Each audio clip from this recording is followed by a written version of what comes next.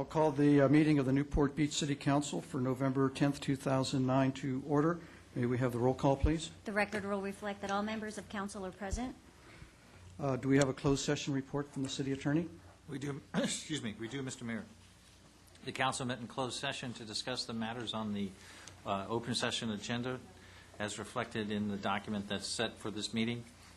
With respect to items 3 and 4, Padgett versus City of Newport Beach and Kim versus City of Newport Beach, the council voted unanimously to authorize the defense of both these matters by the Office of the City Attorney through the use of outside counsel.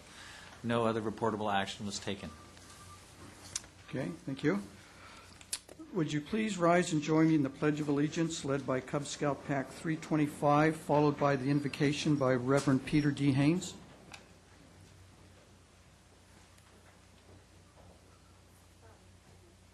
Color guard, attention. Color guard, advance.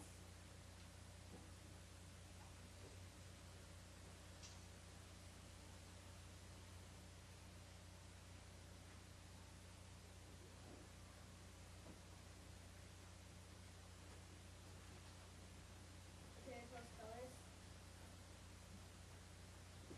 Close colors. Will the audience please join me in the Pledge of Allegiance? Ready, begin.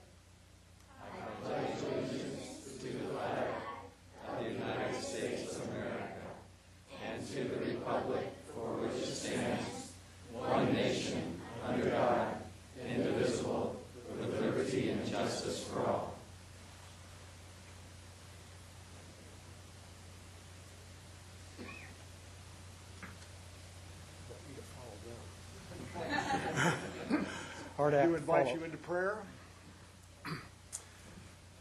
Wondrous God, fountain of life and source of goodness, you have made all that is and given us all we have. We are grateful and thank you for the people of this beautiful place and for able, responsible leaders in the mutual regard which forms our civic life. Give us, we pray, your spirit of peace, justice, charity, wisdom, humor, and grace, that we may find with one another the fulfillment of our humanity here in this lovely city. For you are gracious, great lover of souls, and to you we give glory and honor now and forever.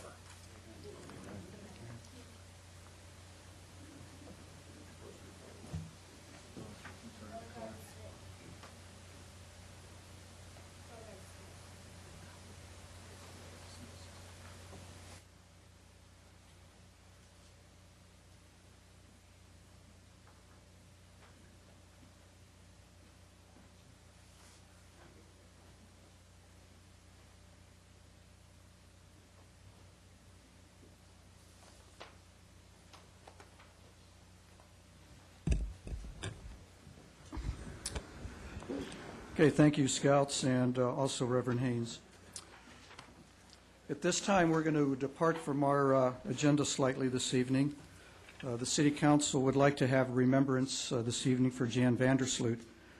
Jan was a leading Newport Beach environmental activist who died unexpectedly last Wednesday. His causes included the Upper Newport Bay, Banning Ranch, and the park being planned with the new City Hall.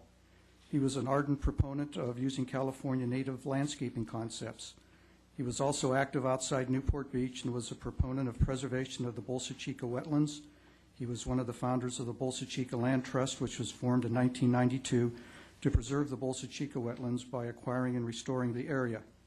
He was also a board member and a founder of the Ocean Outfall Group, which pushed the Orange County Sanitation District to clean up wastewater pumped offshore in Huntington Beach, and has expanded its efforts to other counties in the state.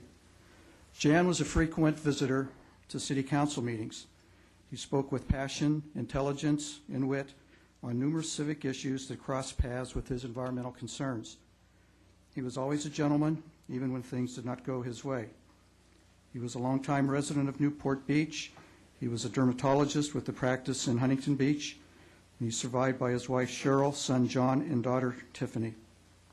Active to the end, Jan had attended a meeting of the State Coastal Commission last Wednesday, and I'm told that when he died, he was at his computer working on a memo or an email, more likely than not, probably something he was going to send to the City Council on one of the many issues he felt strongly about. He has been described as the heart and soul of the environmental movement in Orange County. He has also been described as being skilled at a dispassionate, factually based argument style. He had a lot of issues that he lost, but he was more successful than many other activists because of his substance and his style. He leaves behind a legacy of activism performed with the highest level of integrity and passion. I will ask you now to rise and join me in a moment of silence to remember this man and all he has meant to our community.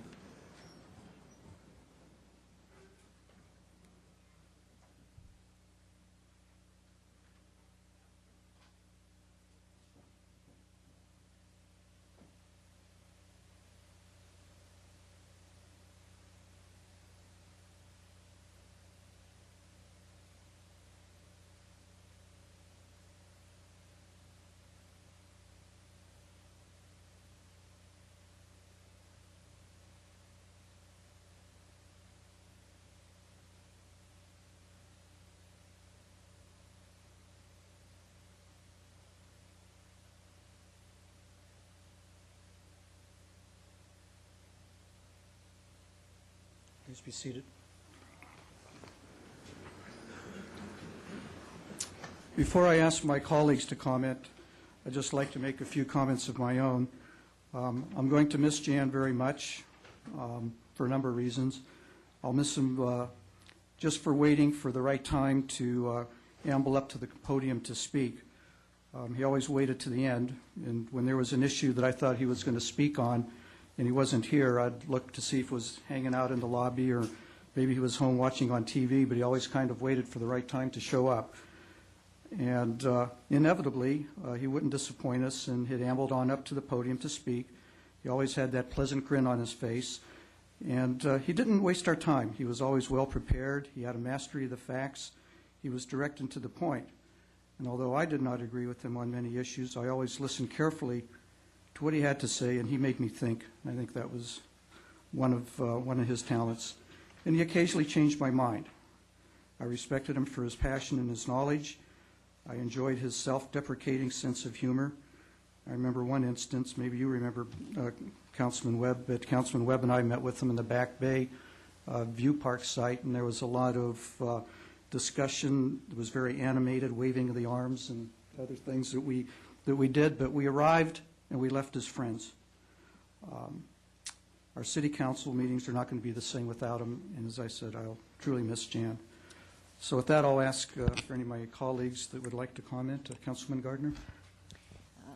They say that Napoleon was a man of just amazing energy, that he could get by on almost no sleep and do 3 or 4 things at once. And while I would not compare Jan to Napoleon, I would compare his energy and his ability to do things. I had known him for several years, just seeing him at meetings and everything, and I assumed he was retired. And to find out he had a full dermatology practice was amazing to me. How did he find the time? And yet he was, long after I was like, okay, time to go home and take my bath, he was like, no, we got another meeting and I'm going to go here and that. There was no issue, if he believed in it, that was too small. And it was never about him. I think we see a lot of that at times, that it becomes more about the personality than about whatever the issue is. With Jan, it was always about the issue. It wasn't about his ego at all. It was something he passionately cared about. And I just remember when I first got on the council, I asked some people I knew in the environmental area to say, you know, what should we try to accomplish? And so we brainstormed. We came up with a list of about 20 things. And I said, okay, now let's prioritize them. 10 is the highest, 1 is the lowest. And so we all went through, and I got to Jan's list, and it was all 10. And he said, they're all important. And they were to Jan, and that's the way he acted. Okay, Mayor Pro Tem Curry? Well, I was as shocked, I think, as everybody at Jan's passing. It was a real loss for all of us. I first met Jan at a meeting to look at the potential Santa Ana River Park, and he was a tireless advocate there and has been a tireless advocate for environmental protection really all of his life. I was privileged to walk the Civic Center site with him and also the Back Bay View Park, and you couldn't spend time with Jan without learning so much as he went around every tree and every plant and talked about its importance and its significance for our city. Found him to be a man that, even though we didn't always agree, but he was a person of complete integrity. He was an outstanding advocate for what he did because he didn't personalize the issues. He got up and said his piece, and he worked to advance his point of view without making it a personal fight. And he was fun to be around. He could joke, win or lose, and come back and fight again the next day. Newport Beach is a better place because of Jan, and it's our challenge to honor his legacy by keeping this the kind of city that he would have been proud of. And I think that's a legacy all of us can embrace. Councilman Webb? Well, I think back, and I think the first experience I had with Jan was we were doing a paving project on Avon Street by the post office. And you start off with, I was in Public Works, and Jan was an environmentalist, and sometimes Public Works and environmentalists don't quite agree on how to do things. But this was a situation where he wanted to make sure that we didn't get rid of this ditch that had some green growies in it, and there was a little pond back there that some way or another, he'd heard me say one time that my sons had caught some dragonflies back there for their insect project at high school, and he reminded me, now, if we get rid of that because of your road project, we're not going to be able to, kids aren't going to be able to catch those dragonflies anymore. And but we compromised, and that's pretty difficult. Sometimes I didn't compromise very well, and sometimes on environmental issues he didn't either. So we butted heads a little bit. But no, I can't think of any person that was as dedicated to environmental issues within this community and knew all of the little tiny places in this community where the I like to call them green growies are. I like to pride myself on knowing a lot of secret spots, but I think he may have even known one or two more than I did, but because he would come up and remind me about them.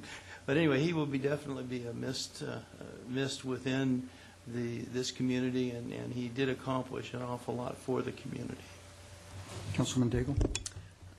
His was a life well lived, and he was an example to us all as to how one individual can make an enormous difference. And whether or not you agreed with him on a given issue, you could be sure that he had the best interests of the city at heart. And his death will leave a tremendous void. Councilman Hill? Yeah, I didn't have the pleasure of knowing Jan as well as some others on the dais here, but certainly appreciated his respectful and fact-driven presentations to council. He was always very accurate with his point of view, whether I agreed with it or not. And I guess I just have to say my heart really goes out to his family for such a sudden and tragic passing. Councilman Rosansky? Well, I guess my first dealings with Jan was when I was a Parks Commissioner. As we all know, that was his passion. I first came in contact with Jan dealing with Castaways Park, where we had this nice green lawn all set to go in the middle, and he decided it needed to be some kind of a natural thing, a native thing. And we compromised. We wound up with sedge grass that kind of looks like grass, but it is a California native. And I just have recollections of him marching me up and down the steps over at Cliff Drive Park and walking the Civic Center site where we're going to build our new park. And I just always marveled at his knowledge of plants. You walk through there, it was like going with a nature guide. So I will miss him. As I think all of us have said, we didn't always agree, but he was always a gentleman. And I truly believe he had the best interests of everybody in mind whenever he said anything or did anything. So thank you. Okay, thank you. Okay, we'll now move on to our regular agenda. The next item is presentations, and our first presentation is introduction by Mr. Will Kempton. He's the new CEO of the Orange County Transportation Authority, and he's making rounds to city council meetings in Orange County to introduce himself to the various city councils.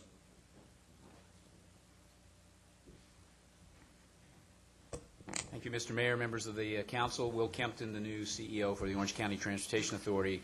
As the mayor indicated, the purpose of my visit is just to introduce myself. I am on city number 23 out of 34 cities in Orange County, so I have a few more evenings to spend visiting with the councils around the county.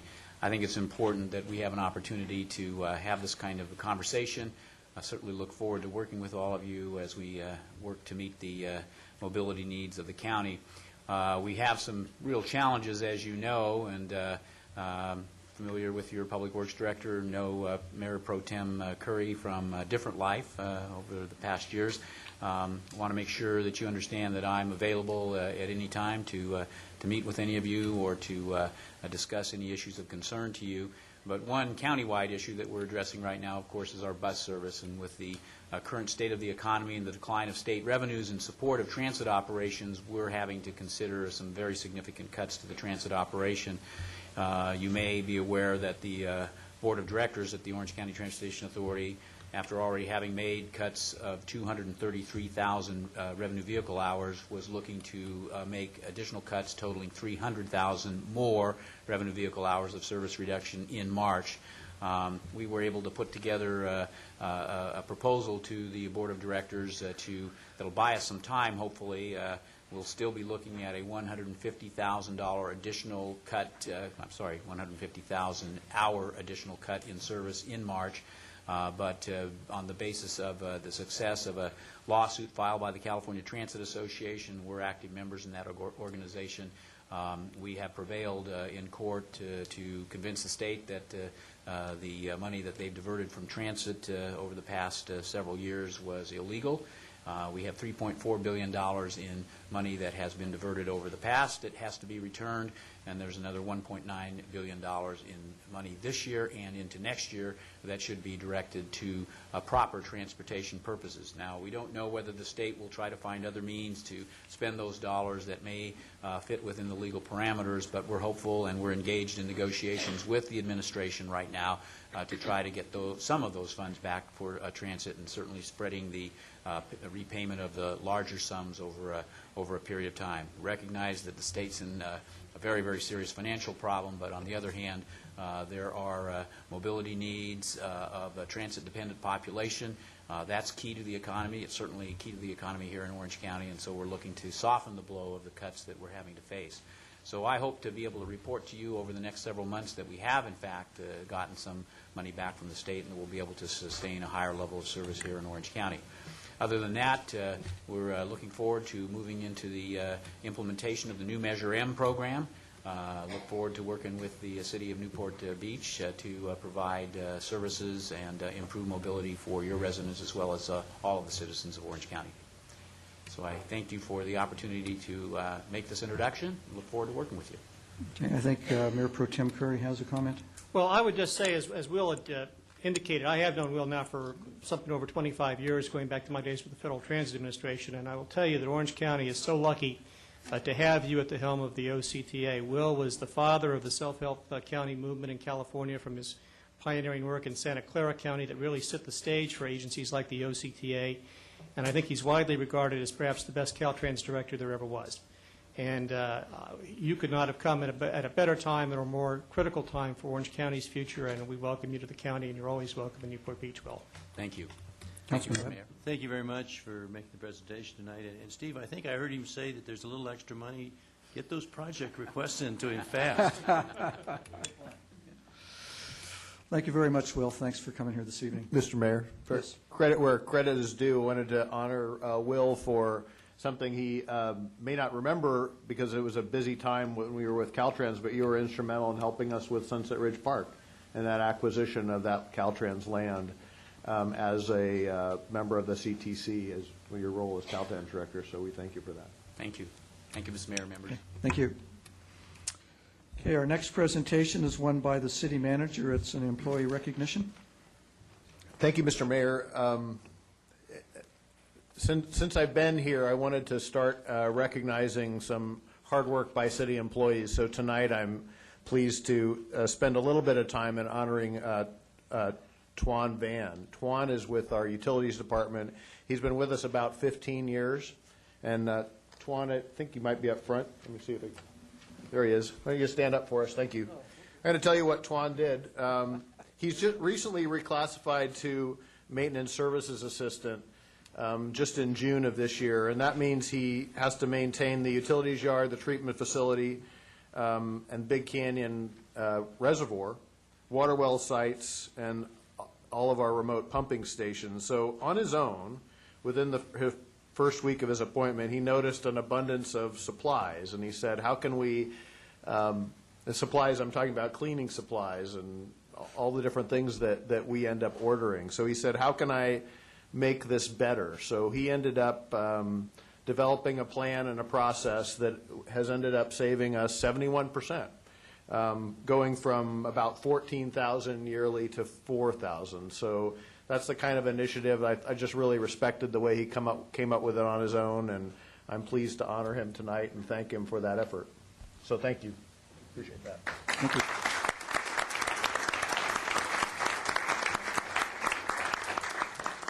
And Tuan gets lunch on me. That's what you get for the recognition. So. Madam Clerk. Notice to the public. The city provides a yellow sign-in card to assist in the preparation of the minutes. The completion of the card is not required in order to address the council. Speakers must limit comments to 5 minutes on agenda items. The council has the discretion to extend or shorten the time limit on agenda or non-agenda items. As a courtesy, please turn cell phones off or set them in the silent mode. Now is the time for city council announcements or matters which council members would like placed on a future agenda for discussion, action, or report. Councilwoman Daigle? Yes, on Wednesday, November 4th, the Newport Beach Police Department, in conjunction with the Newport Mesa Unified School District, presented the Keep Your Teens Safe program at Corona Del Mar High School. And speakers presented information on a variety of teen issues, including cyberbullying, alcohol prevalence in high school, prescription drug abuse, and teen driving. In addition, representatives from 16 local agencies were on hand to provide information and resources on teen issues. This is the 4th time our police department and the school district have teamed together to put this event on, and it continues to grow in success. And I want to thank Mary Lowe at the police department, who does a lot of the public information, as well as Sergeant Evan Saylor. The motto of our police department is protect and serve, and that ought to be the motto of all of us in government. Next week, the police department is going to be presenting a program on internet safety, and that's going to be held at the Central Library at 6:30 p.m. on Monday. And this presentation is for parents only, and it's designed to remind parents of the dangers that kids face daily on the internet. And the police department will highlight statistics that show how important it is for parents to get involved with their child's internet experience. And new to the upcoming presentation is a section devoted to parents and how they should set up their own Facebook accounts with privacy and security in mind. And we're going to have a computer expert on hand who will talk to the audience about the many different ways children connect to the internet and how parents can monitor their child's use. And that presentation is done by our crime prevention officer, Andy Query, and she's taken an enormous amount of time to really become well-informed on these issues. In the city, we continue to innovate our programs and adapt our programs to meet the challenges that families face. So thank you. Thank you. Councilwoman Gardner? I wanted to also recognize an employee, Jim Sinisek, who handed out 213 packets of boating information, earning himself an award from the Boating and Waterways Department. This was information on how boaters can maintain their boats in a manner that's safer for the harbor.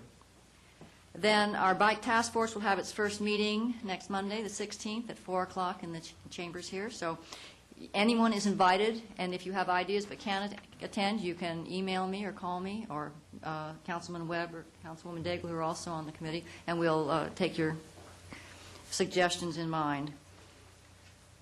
I'm going to now give you a very good reason, if you needed another reason, to shop and dine in Corona Del Mar. We will be introducing a value card, and they will be available by the time of the Christmas walk. So you will have various discounts in the businesses in Corona Del Mar. So one more reason to come dine and shop in Corona Del Mar. And finally, for the city attorney, we had talked some months ago about expanding our smoking ordinance. Are we going to see something on that at some point? We are going to see something like that. With your indulgence, I would like to bring it back to you in January.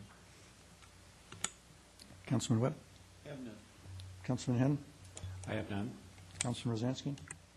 Sure. This Saturday, I attended down at the Balboa Pier, I always have to write it out. The Fur, Feathers, Flippers, and Fins event. It's a mouthful. Basically, it was about 15 different groups. Most of them were either dog rescues or dog adoptions. I think we wound up adopting out about 12 dogs and one cat there. There's a beautiful bird. If anybody wants a bird, they have it's like a big white feathers that come right over the top. But it was a great event.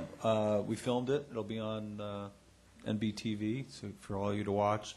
But it was a lot of fun, and thanks to all the groups that did participate. Mayor Pro Tem Curry. As we heard from Will Kempton, the state of California continues to take money from state and local governments. In his case, he was talking about the money that they took from transit, but they took more than $6 million from us as the city. Now, we've been able to finance and will receive that money back without undue delay, but it's expected that the state will be back again, and a likely candidate will be our gas tax funds, which will divert funds from our ability to maintain our streets and highways in the way that residents deserve and are accustomed. In response to this, I'm pleased to represent the city on the League Legislative Committee here for Orange County, and there will be an initiative measure that will tighten the loopholes that have allowed the state to divert state and local funds. And so I'd like staff to come back to the council with a report on that and a resolution in support of those efforts to the extent we can. Okay, thank you. And I have no announcements this evening. Madam Clerk. Consent calendar. All matters listed under consent calendar, items 1 through 11, are considered by the council to be routine and will all be enacted by one motion in the form listed below. The city council members have received detailed staff reports on each of the items recommending an action.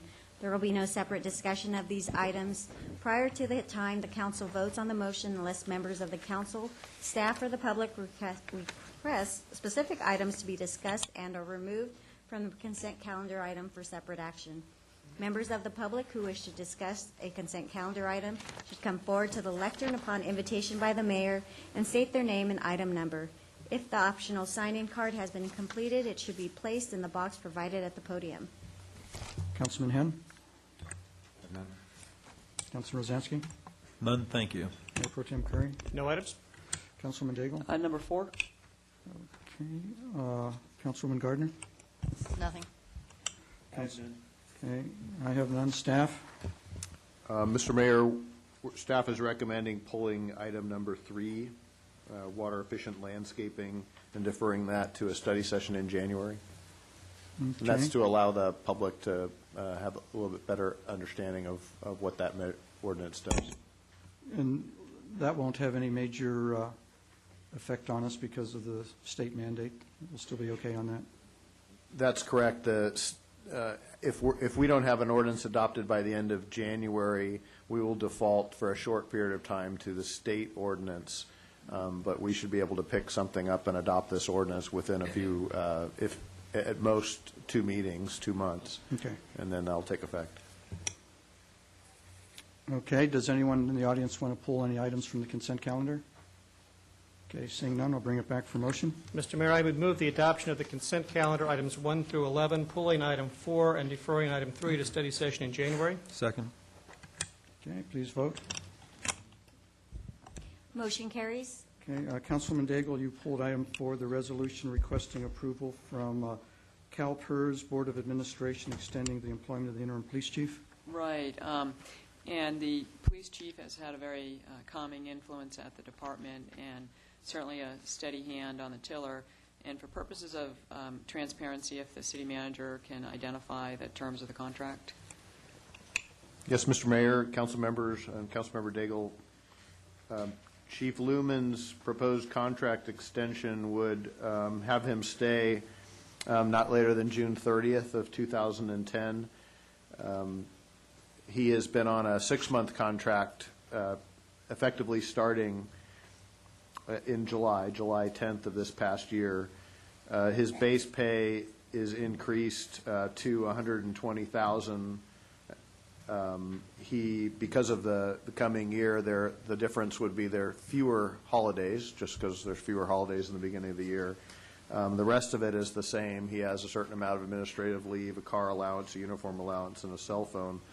And I think one of the questions you raised, council member, was what exactly is his task besides running the department, because it's more than just that. And I think we have a unique opportunity with the chief, given his experience, to come in and do an assessment and an analysis of the strengths and weaknesses of the department, and he has been doing that, again, through the eyes of someone from the outside and through the eyes of someone who is staying at most a year. So that's very helpful to me, and it has been helpful to the city in general. Okay. Okay, does anyone want to comment on the police chief CalPERS report? Okay, I'll bring it back to council for action. Move the action. Second? Please vote. Motion carries unanimously. Okay, next item on the agenda is oral reports from City Council on committee activities. Councilwoman Daigle? None? Councilman Gardner? Nothing. Councilman Webb? None. Councilman Henn? None. Councilman Rosansky? None, thank you. Councilman Curry? The Finance Committee did meet on Monday and had a look at the impact of the cost increases on the facilities finance plan. The committee gave direction to staff about the reductions in sort of the maximum amount of the cost of the Civic Center that's necessary to keep it within the Civic Center, and those recommendations have been passed on to the Building Committee. They appear to be doable, which will enable us, therefore, to keep Marina Park and Sunset Ridge Park on schedule as planned. So I was pleased with that outcome. Okay, thank you. And I have no reports. Madam Clerk? Public comments. Public comments are invited on non-agenda items generally considered to be within the subject matter jurisdiction of the council. Speakers must limit comments to 3 minutes. Before speaking, please state your name for the record. Okay, does anyone wish to address the council on any items not on the agenda? Okay, seeing no one, we'll move on to our public hearings this evening. Our first public hearing is an introduction of an ordinance increasing the benefit assessment levy of the Newport Beach Restaurant Association Business Improvement District. Lee DeSantis will be presenting this staff report. Good evening. Lee DeSantis, Economic Development. The Restaurant Association has been in existence since 1996. This is the first time they've sought an increase in their levy. They started considering this as part of the budget process, but not quickly enough to have it occur during the renewal in June. Therefore, they're coming to you tonight for the introduction of the ordinance that would change their levy, raising it for all categories of participation. Since the report was written, we've received one more letter of protest that changes the amount of protests at this point in time to 3.1%. If the protest is less than 50%, action is not forestalled. We have here tonight Scott Palmer, who is our bid systems consultant. He has his computer. Should there be any other protests, written protests received, we can calculate those amounts, allowing you to take action. And we have members of the Restaurant Association bid here as well. Okay, thank you. Any questions of staff? Okay, seeing none, I'll open the public hearing and invite anyone to come forward and speak on this item. Anyone want to address the council on the Restaurant Association bid? Okay, seeing none, I'll close the public hearing, bring it back. I move the recommended action. I'll second the action, and I'd just like to say I'm glad to see that the Restaurant Association took this action. We approved funds here back when we were doing our budget work in June for an additional restaurant week. Basically, I think most of us voted on the basis that the Restaurant Association would contribute by increasing their own assessment levied against each of the members of the Restaurant Association. So I'm happy to see that they're here keeping their word and moving forward with us. I think it's important to have a partnership when it comes to that, and so I'm wholeheartedly in favor of it. Okay, please vote. Motion carries unanimously. Okay, our next public hearing is construction and maintenance projects in residential districts code amendment.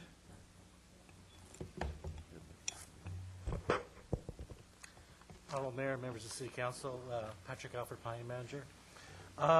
This ordinance is intended to address construction and maintenance activities that are not regulated by Title 15, which deals with building and construction. It is also different, these activities are also different from the legitimate parking and storage of vehicles and watercraft because they involve prolonged construction, remodeling, repairing and renovation activities. If adopted, this ordinance would require a permit for any construction or maintenance project meeting the following criteria. One, they have to be located within a residential district and be visible from a public right-of-way. And it would have to occupy more than 120 square feet of the land area of the property, or have a height more than 24 feet. This permit would be valid for a period of 6 months, but could be extended. And there would be an amortization period of 6 months for existing construction and maintenance project. As part of this, we are also recommending, in addition to the list of public nuisances that would involve the parking and storage of any watercraft in excess of 34 feet in residential districts. Now, at the last Plan Commission meeting, we had also proposed adding 2 additional nuisances, one that would involve the parking of commercial vehicles for more than 12 hours in residential districts, and also a restriction on parking of a vehicle in any required side or rear yard in a residential district, with some exceptions. However, we felt that these were too broad, and they could, in essence, prohibit legitimate storage of such vehicles in residential districts. That concludes my presentation. I'd be happy to answer any questions. Any questions, Yes. Mr. Alford? Is this just in the setbacks, or is it in any part of the lot? Because when I'm looking at, it says, no person shall maintain, permit, or allow, in any portion of a required setback area in a residential district, which is part of the construction provision. Now, this one is just for any part of the lot? Yes. So that if you had a great big lot,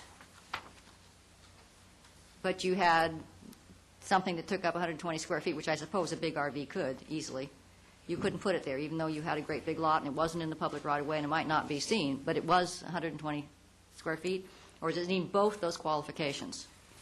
Well, it has to be, again, residential district. Right. It has to be visible from a public right-of-way, so that might have a bearing on that. Right, so, and the 120, so And it couldn't be just one or the other. So you could see it, but if it were smaller, it would be all right. Or it could be bigger, but if you couldn't see it, it was all right. Yes, and of course, the other criteria is that it have, if it was over 24 feet in height. Right, okay. All right, those are my concerns. I had pulled it last time because you weren't here, and just in case the discussions got involved, I wanted to. No, it isn't very much, and I just, so that's been a concern of mine just because of people with RVs. I don't know how the neighbors feel, but. These provisions are not dealing with simple storage. This is where there is a construction or a maintenance This is specific to project construction. going on. Okay, fine, thank you. Then I would move the action. Okay. Second. Okay, thank you, Patrick. How many people are here to speak on this item? Okay, I think it's going to probably pass, but if you feel compelled to come up and speak, I'll open the public hearing. Okay, thank you. I'll close the public hearing. Please vote. Motion carries unanimously. Okay, next item is the Water Conservation Ordinance. And Mr. Mayor, as I believe George Murdoch comes up on this item, I wanted to just to clarify for the public. Sorry, don't see George behind me. He's coming. All right. For the public, that there are 3 items relating to water on this agenda. We deferred one until January. That's the Water Conserving Landscape Ordinance. This is the Water Conservation Ordinance. And then what follows this is the proposed rate increase. So with that, the Utilities Director, George Murdoch. Good evening, Mayor and members of the Council. Since the last Council meeting, the first reading of the Water Conservation Ordinance, we didn't receive any phone calls over the last 2 weeks until, I believe, today and one yesterday. Primarily the same concerns about the Water Conservation Ordinance that we're getting from residents is how we develop the base amount if the Council should adopt by resolution water conservation level, which would mean a percentage of reduction. Then how do we develop that base amount? How do we decide 10% for this home? A quick answer is really just looking at the 3-year consumption, which is what we propose in this ordinance, the 3-year running average for that billing period. And I hope residents understand that if the water that you use in December, we assume that you would use the similar amount for the next December. But in July, you would probably use more water in the summertime. So we have the ability, and in the current municipal services statement that they receive at their home, we show them the 3-year running average the target level, and it shows their current usage. So they have the ability to actually target in that 10% reduction or 5%, whatever the council should adopt.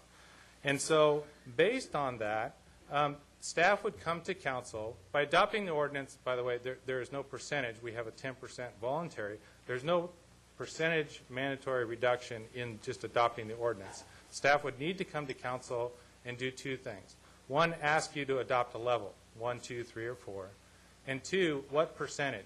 From level 1, for instance, would be a range from 0 to 10%.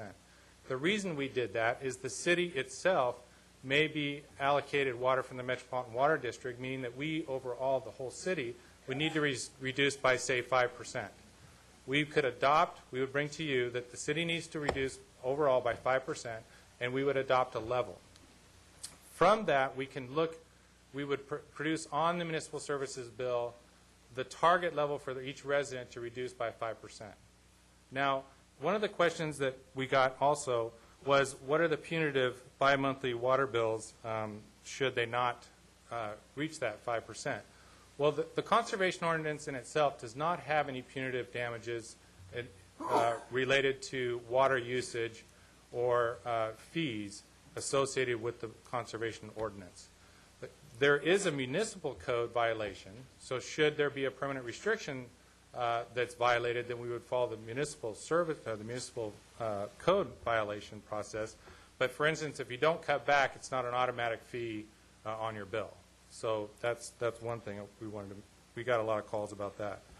A lot of folks that say they only use 10 units. They don't have any outside landscaping. They just have indoor landscaping. What we would propose in that case, so they can't reduce by 10% or 5% or whatever number that we choose to meet our target, is how are they going to be able to cut back? We would propose at the time of adoption of resolution that that anybody that uses over the, say, 75 gallons per day minimum indoor usage for the national average, that we would only send out warnings, for instance, to those individuals that use over 10 units per month. This could all be done by resolution when staff brings to you asking you the percentage and the level. Then at what point do we issue warnings and violations is a separate issue. So it's not again it's just to adopt the conservation ordinance as it sits right now is just a means to enforce conservation. So other than that, the same calls, I think we discussed some of the issues that some of the residents have raised to us previously. But other than that, I really haven't received any other calls. Okay. Councilman Gardner? Oh, I would just move the action. Is there a second? I'll second. One question. Sure. If you have a 10% reduction this year, do you have to have a 10% reduction on that 10% reduction next year and on and on and on?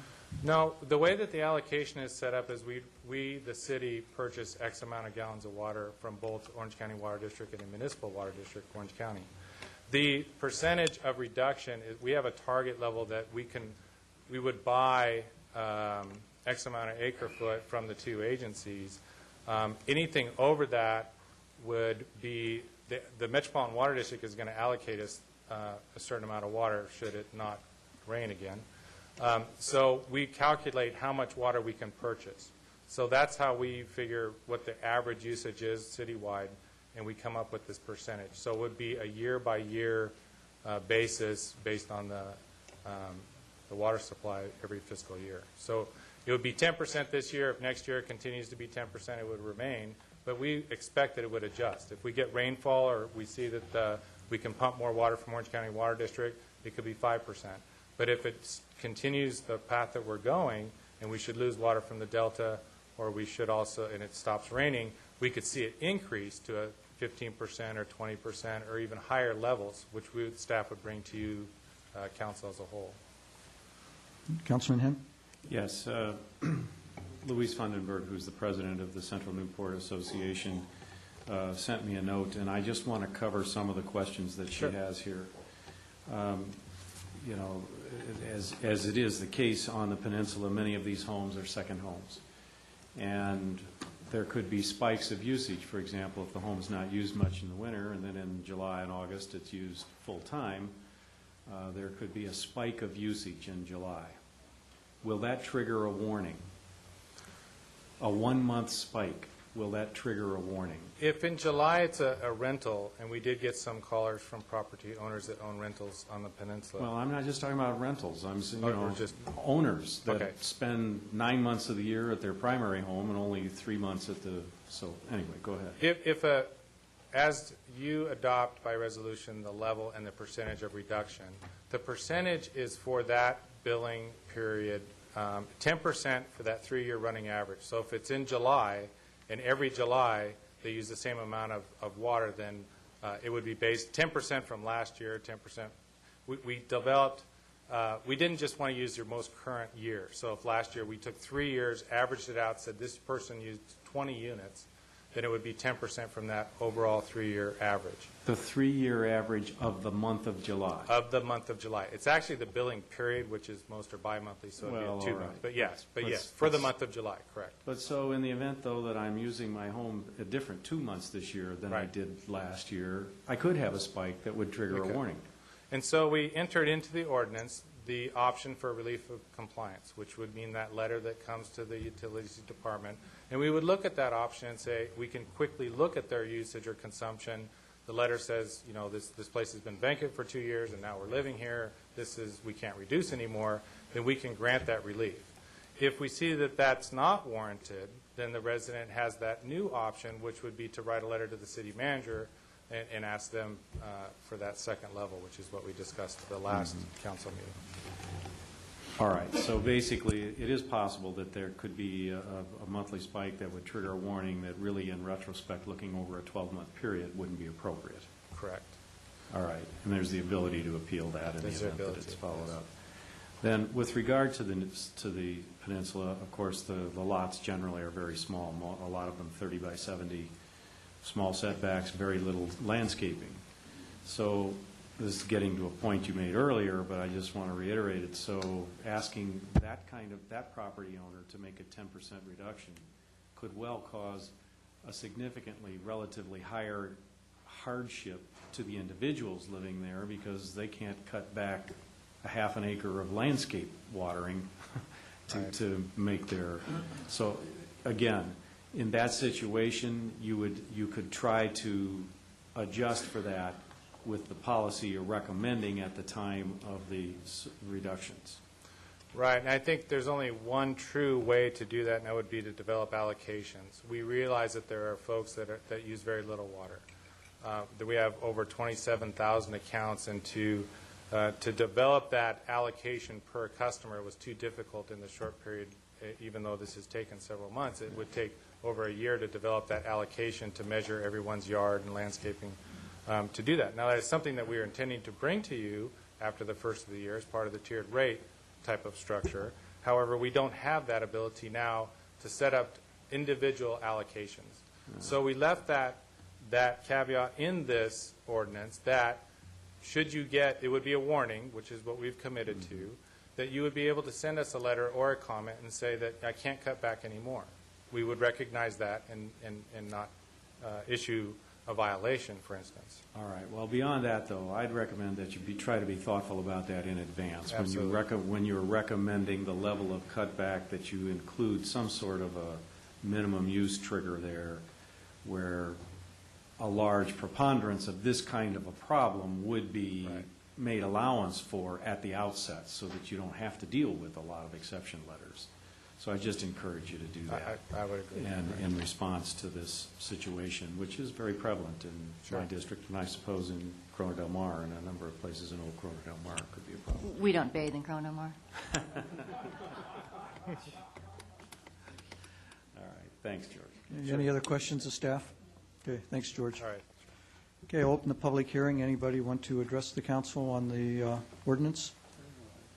Okay, seeing none, I'll close the hearing. Bring it back to council. Move Please the vote. action. It's already been moved. Oh, sorry. Vote. Motion carries unanimously. Okay, our next public hearing is on the water utility rate increase. And the Public Works, the Utilities Department Director will come back up. Again, for the public's understanding, this is a public hearing associated with a proposed water rate increase. If you were watching earlier or here earlier, you heard a presentation by the Orange County Water District about the constraints on our water system and including the increased costs. So with that, Mr. Murdoch. Well, good evening again. First, I want to point out an incorrect number on the staff report. Page 2, near the bottom, should the new water rates be approved, they'd be effective January 8, 2009. If we could do that, we could back bill a year, but it's actually going to be January 2010, so I apologize for the typo that slipped in there. So far, the city manager has said we have now concluded our 45-day hearing period. We've been to council, as you are aware, on a couple of occasions and had study sessions and been to Finance Committee. We sent out the notices. Nearly 32,000 notices went out to property owners and customers. The Proposition 218 requires that we would count the protests from property owners only.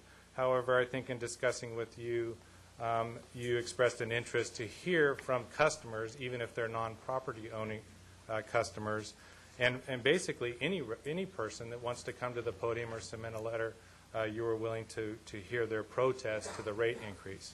However, next, we are asking that you direct us to come back to you on November 24th with the actual count of the protests of the property owners. We would be happy to forward any of the notes that come from non-property owning customers as well. But as it looks right now, we have not yet even come close to the 50% or 51% of the required protests. But at the conclusion of this evening, the hearing will be closed, and then on the 24th, we can give you the total number of the protests. So should that pass, then we'll go through the standard. We'll bring you the ordinance of the new rates and then the first and second reading, hopefully then adopted by January 8th, 2010. So with that, I'd be happy to answer any questions. Any questions, George? Councilwoman Daigle? If you are able to disclose it, what's the current level of protests that you've received so far? I think we're looking at a total level of protests of about 80 individuals. We would need about 12,500 to be 51%. I think that if this continues, this is a tribute to the efforts of all of the water agencies and the state to get the message out, and that people are aware that we have a problem. It's not something whimsical that the city has suddenly decided to do in terms of rates. Councilman Curry?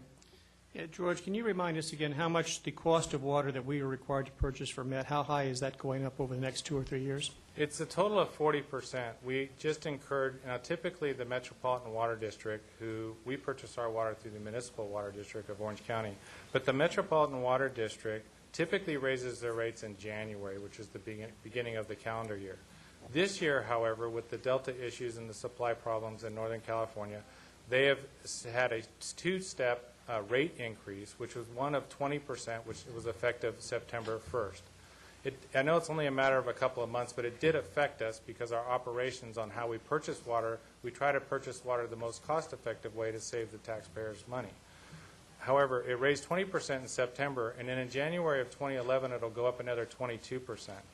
There's, of course, other additional costs. One of the big things that, and you've heard at the study session this morning from Board Member Jan DeBay, is that we're at 62% of our water can come from our groundwater supplies. Last year, we were at 74, and the previous year was 82%.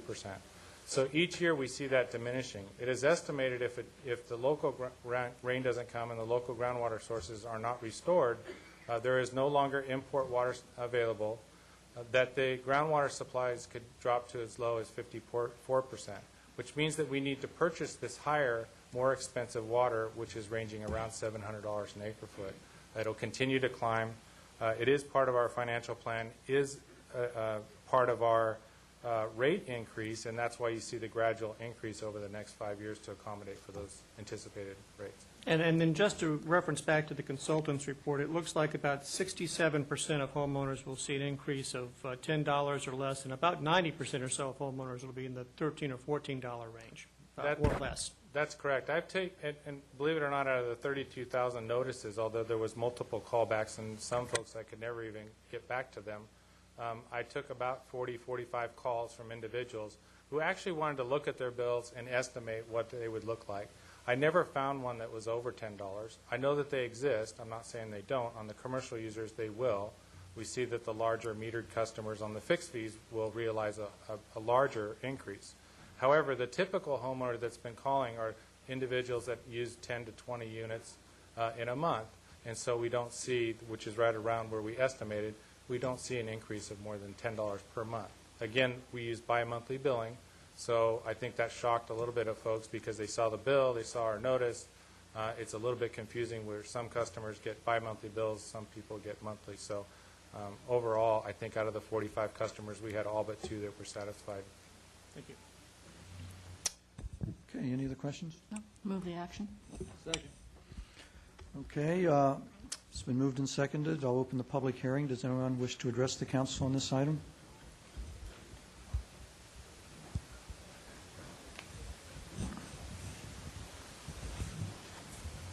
Dick Nichols, Corona Del Mar. There were 2 parts of this, and I'm not sure I'm addressing them in the right order, so I'd like to just make that. One was hookup charge, and another one was water charge. And are you just talking about water charge now and not hookup? Or are you talking about both fees? Mr. Kiff? Both are proposed to be increased, Mr. Nichols. Yeah, on both of them. Now, the hookup fee is proposed to be doubled or tripled almost in most cases. And I'd like to know what the justification for that is. This is the pipe in the ground that's been paid for that really, unless you're hooking up more, you're probably not going to be replacing a hell of a lot of that. And why do we have a hookup fee that's tripled or double or tripled for hookup alone? And that fee is more than your water bill by a long shot. Thank you. Okay, thank you. We'll answer that in a minute, Dick. Okay, I think there was one other gentleman that wanted to speak. Yes, I'd like to, my name is Hal Maney. I live in Corona Del Mar. I would like to know what the city is doing to mitigate the cost increases given to you by these agencies that you purchase water from.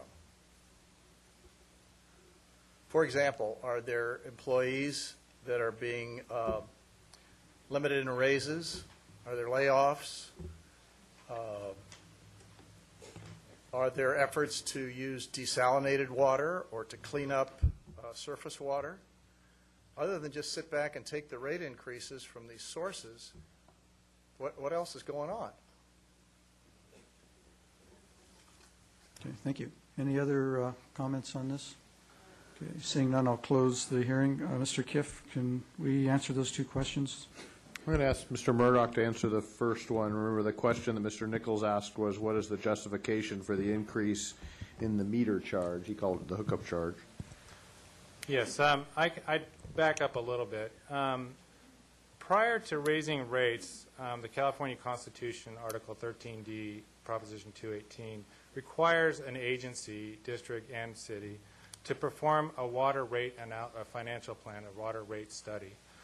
We brought on Red Oak Consulting well over a year ago, and we actually did a financial plan that looked at our purchase costs, our expenditures, and dissected our whole financial plan and presented to the council prior to requesting the rate increase. Also, as part of that, we went a little bit further, and this is getting a little bit to Mr. Nichols' question. The capital improvement projects historically have just been paid out of our reserve account, which is just a bank account, and money was taken out as needed to make repairs. We thought we would update this by the Public Works Department presented to you the water master plan, which included how much of the infrastructure needs to be replaced on an annual basis for the next 30 years. The 1999 plan was presented to council then and adopted for a 20-year plan, but we thought that we would be able to look at the infrastructure, flow, fire flow, age of pipe, operational issues, and estimate how much money would need to be invested. At the conclusion of this plan, it was estimated that $3.5 million would need to be spent, average, a year to maintain our infrastructure. As you're aware, a couple of weeks ago, we had a 1926 line break on Newport and Lido. And so it is tentatively scheduled to be replaced, but we need to get in there and replace these lines. So as part of our rate, instead of just pulling it out of the bank, we implemented a capital charge, which is part of the fixed fee. The reason it's tied to the water meter charge, which is that fixed portion Mr. Nichols mentioned, is it's higher for the larger meter that you have. The idea behind this is that the typical homeowner that has a 3/4 or 1-inch meter should pay less than the individual that has a 6 or 8 or 12-inch meter, because those individuals require more from the system. And so the capital means they need bigger pipelines, more water, they pay more. So we used an American Water Works average. It's a national average on how you adjust the fees per size of meter. And so that's why you see this drastic increase on the fixed fee. It's following a national average, 1. 2, it has this capital component, which we've never seen in Newport. And I received several calls about this. This is just a fair and equitable way to do that, rather than just flat charge everybody $20 or $30 a month. We felt that it would be tied, more appropriate to tie it to the size of the meter, so it would be fair and equitable. So that's why people are seeing this larger fixed fee. The commodity rate does, which is the variable portion, is increasing as well, but not as much as the fixed fee. So he is correct. Okay, thank you, George. Okay, and then we have the other question on mitigating the cost of the water from other agencies. Yeah, Mr. Haney asked the question about what is the city doing to mitigate costs, and I'll take some of it, George, unless you wanted to add to it. As folks who have been reading the paper and following the city in the recent months have seen, we're looking at broad cost-cutting measures, not just because of the water rate increase, just because of the general downturn in the economy that happens to coincide with the drought. And those cost-saving measures do include moving personnel off the books and cutting, right-sizing our organization, which will inevitably lead it to be a smaller organization. So that will apply to the utilities department as well, and Mr. Murdoch and I are working on their reorganization plan. Your council will see that back to you probably at your first meeting, your one meeting in December with that plan. We're also looking at other things, from things like automated meter reading and things that I have to say involve the meet and confer process with our labor units, but we are trying to look at every way to pare back costs, including from the operations funded by water. And maybe just to add a little bit to that, so folks know, as we spoke about a little bit earlier, the water that we pump from the Orange County Water District costs about half the cost that we purchase from the Metropolitan Water District. So it's very important that operationally, if we were allowed 62% of the water from the Orange County Water District, we typically come within 1% of that target. It's very important. If we miss that target, it would cost the ratepayers, it could easily cost them an additional $1 million just to pay the difference. So we have never, since the ground water system went online in '96, have we missed that target by just a % or 2. That's one thing. 2, we also do off-peak pumping, which is a way to save power and electricity, and we've been able to save upwards to $100,000 a year in just off-peak pumping and doing energy programs. We also joined 2 years ago with an agency called INTERIM, which was a demand response bid program, where if we decided to, or if there's a power shortage, we've reached an agreement that they could call us, and if it doesn't affect water supply, we can shut down the pumps. This prevents rolling blackouts, 1, and 2, we're paid to participate in this program, which last year we received $45,000 just to participate in this program. Most of the employees, which you've heard earlier this evening, are all engaged in trying to conserve money. We wish we were lowering the rates. Unfortunately, the cost of water is going up. But there's many, many programs that the Utilities Department has been participating in to reduce or minimize the rate increase so far. Also, the desalination, I think it's important to point out that first of all, we don't have a plant right now, but it's more expensive than other water at this point by quite a bit.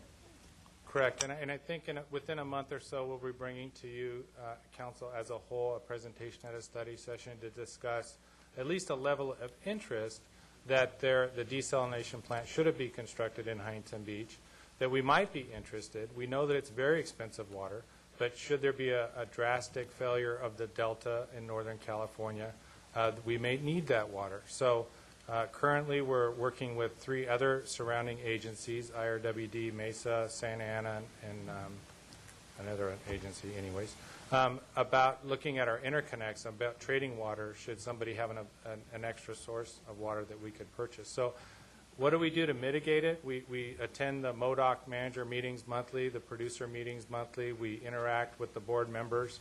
I think we have a great working relationship with them, and we monitor their finances as well. And so we can participate as a member agency in how they set their fees. So I feel good that we have active participation in how that's happening. Okay, thank you, George. Okay, close the public hearing is closed, so there's a motion and a second. Please vote. Motion carries unanimously. Okay, our next public hearing is the Port Restaurant and Bar Appeal, 4400 Heliotrope Avenue. It's an amendment to use permit number 1566 and off-site parking agreement number OP 2009-00. What we'll do this evening is we'll have a staff report. We'll allow the appellant to make a presentation to the council. We'll open it up for public hearing and then allow the appellant to rebut any testimony given during the public hearing. Mr. Moreau? Good evening, Mayor, members of the council. To provide a little, excuse me, to provide a little background, in 1977, the use permit for the subject restaurant was last amended, allowing the expansion of the restaurant and authorizing the use of 40 off-site parking spaces to satisfy the restaurant's parking requirements. The hours of operation were also conditioned from 5:30 p.m. to midnight daily, consistent with the availability of the off-site parking. Over the years, the restaurant has changed ownership and now operates under the name Port Restaurant and Bar. In October of 2008, the city first became aware of various violations of the use permit conditions and cited the appellant for providing live entertainment and exceeding the permitted hours of operation. The staff report includes memos from both the police department and code enforcement and water quality department summarizing complaints received from residents, confirmed violations, and citations issued for the restaurant. In June of 2009, the appellant submitted his original application request and has since operated in compliance with the conditions. The original application request, as reviewed by the Planning Commission, included an amendment to the use permit to allow changes to the permitted hours of operation by extending the closing time to 1 a.m. daily, to permit lunch service on weekends, and to permit live entertainment. The application also included a request for a new off-site parking agreement with the city to allow the continued use of the off-site parking spaces during the expanded hours of operation.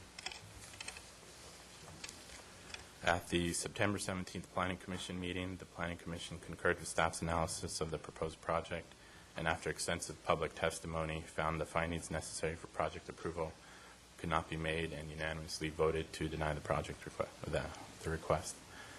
The applicant is now requesting that the City Council reconsider and reverse the Planning Commission's decision.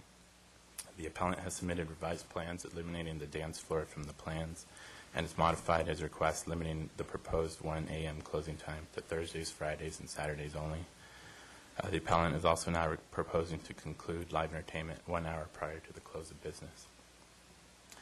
Staff believes that the appellant's modified request still has the potential to transform the restaurant into a bar or a cocktail lounge in the later part of the evenings. And due to the close proximity to the residential neighborhood, this has the potential to increase noise impacts to the residents and would result in a land use that's incompatible with the residential character of the neighborhood. Additionally, no new evidence has been provided to confirm that the proposed off-site parking spaces will be available for the restaurant's exclusive use during the requested lunch service hours. Therefore, staff is recommending that the council uphold and affirm the Planning Commission's decision to disapprove the application. This concludes my report. I'd also like to note that Detective Brian Moore from the Police Department is in attendance tonight and is also available to answer questions. Okay, thank you. Any questions of Mr. Murillo? Okay, thank you. I'll open the public hearing and invite the appellant to step forward. Are you going to need more than 10 minutes, Mr. O'Neill? Yeah, we'd like to have 15 minutes if Okay, 15 possible. minutes. Thank you. And then when the public comes up, the time limit with the council's concurrence will be 3 minutes for each speaker. So remember that, 3 minutes for each speaker. Go ahead, Mr. O'Neill. Thank you, Mr. Mayor and members of the City Council. I am pleased to be here this evening representing the appellant. First of all, my name is Dennis O'Neill, and I live in Corona Del Mar.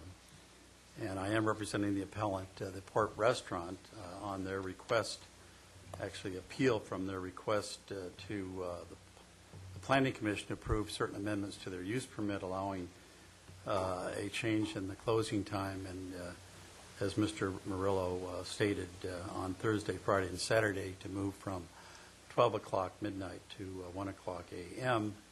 But we also are requesting that the time of closing be changed on Sunday, Monday, and Tuesday, and instead of 12 o'clock, that be moved back and have a closing time at 11 o'clock.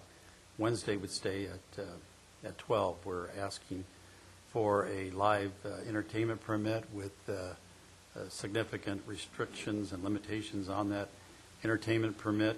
We are requesting approval of the off-site parking agreement across the street from the restaurant, which has been used by the restaurant for 30-some years with under similar conditions requiring the ability of the property owner to terminate that agreement on a 30-day notice. And we are finally requesting permission for food service on the weekends. Now, Mr. Ali Zeta is here this evening with me. Mr. Zeta owns the restaurant and will provide details and reasons behind these requests and explain how the Port Restaurant intends to manage the noise from the music within the facility and to control the patrons as they exit the facility. And the goal is to conduct and operate this restaurant not as a cocktail lounge or as a bar, but in a manner that is respectful of the concerns of the neighbors. So, Mr. Zeta, will you start your presentation? And I do appreciate the opportunity at the end for rebuttal. Thank you.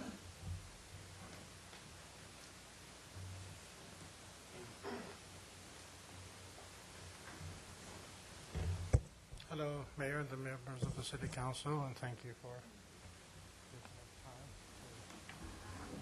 to go over this presentation.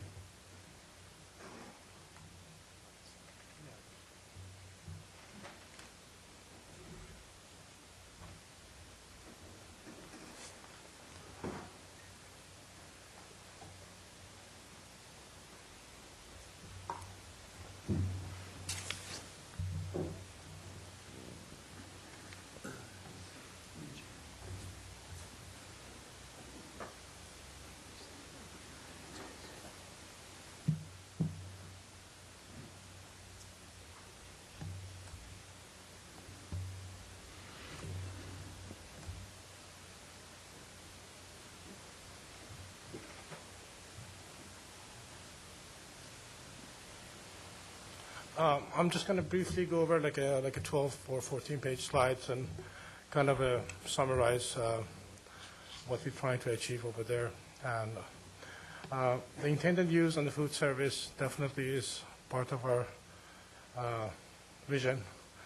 The primary use of the premises would be also a restaurant, and the food service, the way that we envisioning it, will be continued on till half an hour before close on a daily basis. The live entertainment aspect of it shall be limited to no more than 2 performers and 1 musical instrument. It has been present in the previous restaurants as well, and we're also proposing the entertainment to stop 1 hour before the close of the business, so the business is not be attractive only just for the entertainment aspect of it. But again, entertainment would be just used as a stimulant to bring people into the restaurant. This is a little floor plan for some of the people who've been to the Port Restaurant. It's a kind of a maze. It's got different rooms. We get some mileage in our dining room, which is to the left. I've got to point over the mouse. This is already our dining room at this point. The area of the bar is here.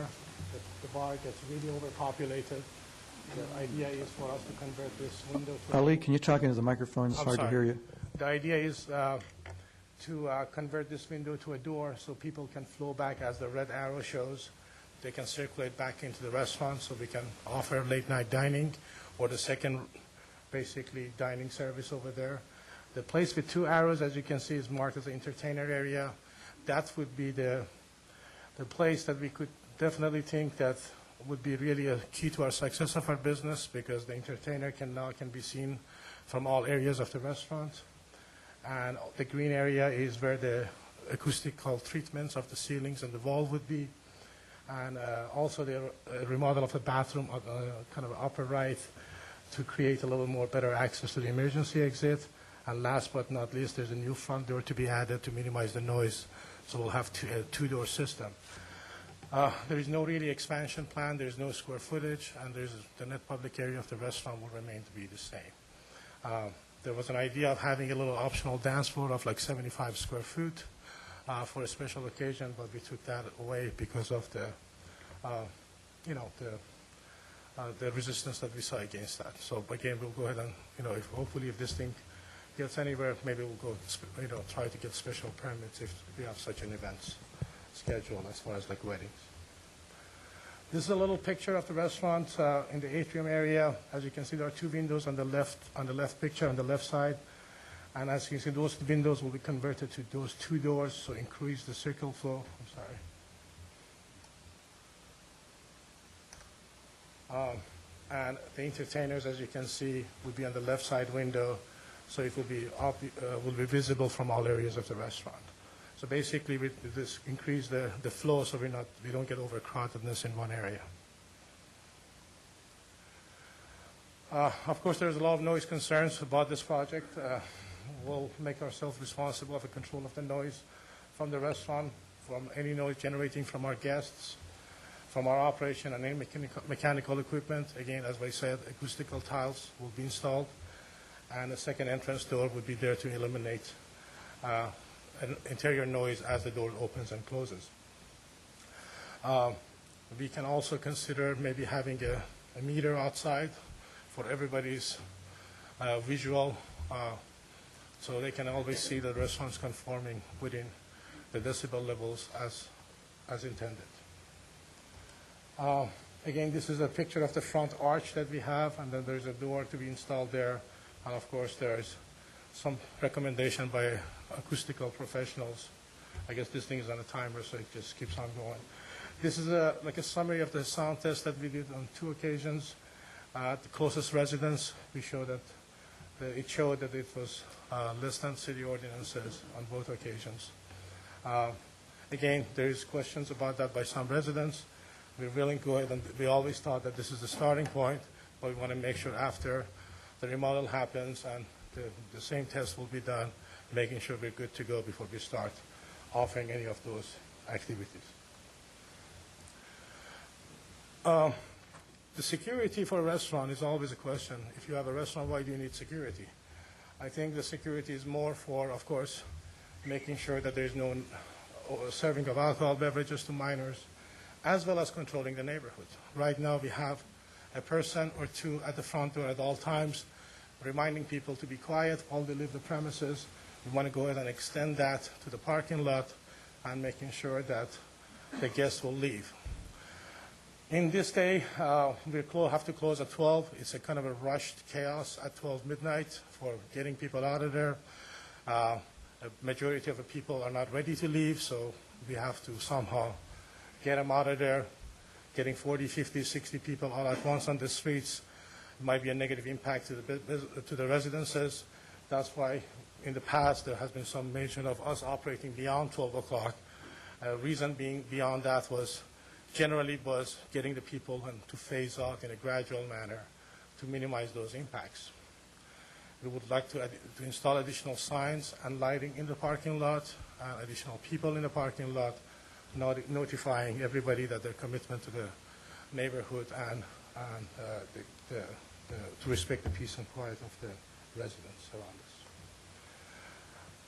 There's a little picture from up above. You know, there are a lot of commercial buildings. We're kind of sandwiched between a few of them, but we know that we're close to residents as well, and we want to make sure that those residents are not impacted by us. Of course, you would hear some testimonies from some residents that are not generally happy. Some are complaining that the alley on the bottom of the screen is being used from taxis and from different cars being parked over there. And I just saw a letter actually from the owner of that property. We cannot control people parking in that lot next to the commercial building on the lower side of the screen, if that is annoying some clients or residents or neighbors. So I think that's the onus is back on the owner of that property to make sure that that walkway or that pathway is not really used. And hopefully by addition of the signs and hopefully we can divert people to park on the lot so the impact would be minimal, so people cannot park next to the people's house. Also, by us closing 12 o'clock, kind of going back to that argument, with other places being open at always later hours, maybe some at 2 o'clock close by, a lot of clients, since they are not ready to kind of finish the night, they just keep walking down the street to other places, and they come back at 2 o'clock at night to pick up their cars, and that could be an issue to the neighborhood. What we're trying to do is to kind of create an environment that this is a destination rather than a stop. So we want to try to serve food kind of for the people to finish their night in a natural manner instead of being pushed out of a place, which is really the anti-meaning of hospitality. In this business, you try to provide a good experience for people to bring them in, and in one end, half an hour later, you need to push them out. So it's kind of shooting yourself in the foot kind of a thing. This is the off-site parking right across the space. We have a 3-year lease. Of course, it has a 30-day cancellation clause on it, but again, we don't control that. The owner of that property does. We have the rights from 5 p.m. to 2 a.m. on weekdays and 10 a.m. to 2 a.m. on Saturdays and Sundays. And this is not I guess everybody should understand that this is not really a new use. So there has been no prior cancellation of this parking lot and their owners with the owners of the previous restaurants. I'm going to, next couple of slides, which is going to be only like a couple minutes, I've shared this one. I have some knowledge of 102 businesses being closed down over the last 3 years in Corona del Mar, 376 active members in the bid. That's an alarming statistics of 25–30%. So we definitely don't want to be a part of it. And this shot should show ourselves on the Port Restaurant since we opened in January of 2007. The red is 2007. I'm sorry, the blue is 2007, the red is 2008, and yellow is 2009. For every year, we surpassed the economics of the sales of the previous year all the way till almost July of this year, and then we start dipping down. Our break-even point at the restaurant is around $80,000 worth of sales, and we're well below that as of this point as we speak. There could be some factors contributed to the economy or the recent activities that we cannot offer any given entertainment. People do not really find a reason where we have our entertainment places around us to come to us first. So we lose a lot of clients because of that. This is what Mr. O'Neill mentioned. We want to stay in business. We want some additional hours. We're willing to forego some of the hours that in the week, in the middle of the week to satisfy concerns of some of the neighbors. This is our proposed closing hours of Sunday through Tuesday at 11 p.m., Wednesday to be 12 a.m. because we do a lot of community events on Wednesdays, and Thursday, Saturday, 3 to 1 a.m., and today it stands at 12 a.m. daily.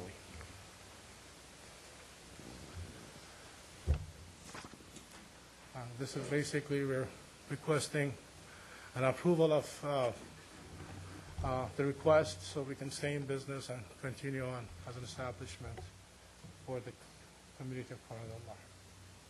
And that's all I have to say. Councilwoman Gardner. Ollie, the change of hours that you're proposing, it's a little bit confusing because you want to extend till 1 a.m. to prevent this mass exodus, sort of pushing people Because out. those are our busiest nights. Oh, okay, so on the other nights, you don't find that There's no need. that's an issue? It naturally finishes. It's a place closes itself down. The only days that we have to close the restaurant in an unnatural fashion is on those days that we have to shove people out, and I don't think that is... Okay, and then would you like to comment, because the staff report does list some citations, some problems that where the restaurant was open after hours or having live entertainment without a permit, and there was more than one. So would you, since that is something as an issue, would you like to comment on that? Of course, of course. The live entertainment, as I briefly mentioned, has been a part of the previous restaurants. I lived in Newport Beach, in Orange County for the past 31 years. Coronado Del Mar for the last 10 years. I've been a visitor of the same location as it had entertainment during the days of Trees, Mistral, and Svelte. So for me as an operator, entertainer was again, as always has been, not the main draw, as a complementing experience.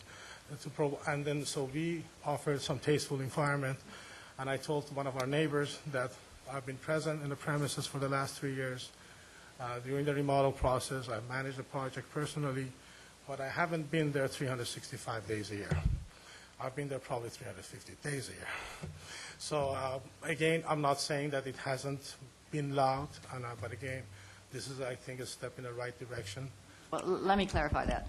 On May 8th, for example, you said there's issued 2 administrative citations for having live entertainment, and then on June 14th, there's a citation for live entertainment, both without a permit. So this is, it's not, I understand that you feel that there's sort of a grandfathering in because there's been music, but you were told by the city, at least on a couple of occasions, that no, you don't have the permit, and yet you continued. So, that's the sort of issue that we're dealing with. Of course. If I may, on February 8th, I was visited by Officer Moore and an officer from the Code Enforcement.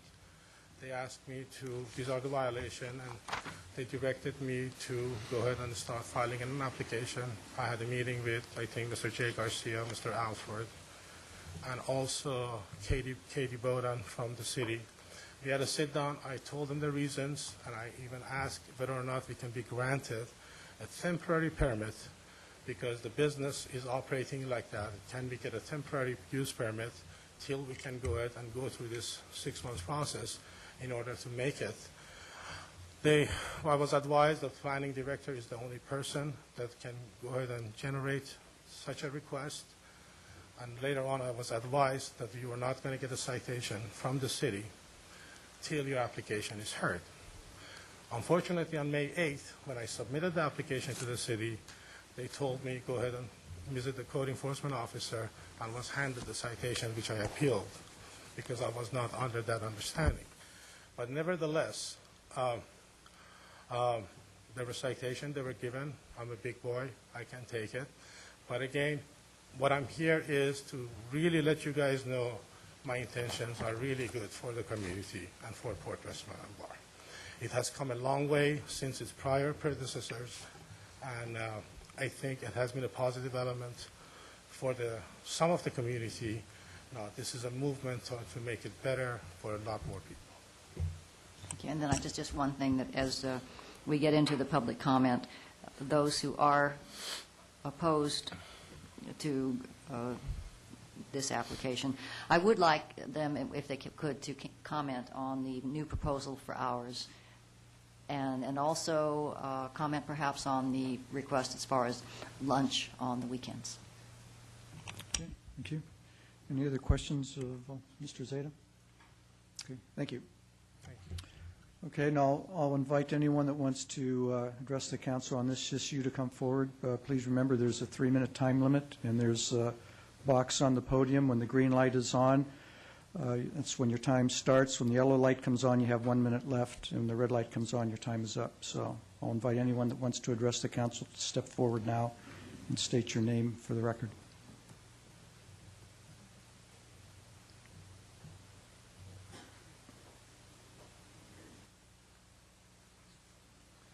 Dick Nichols, Corona Del Mar.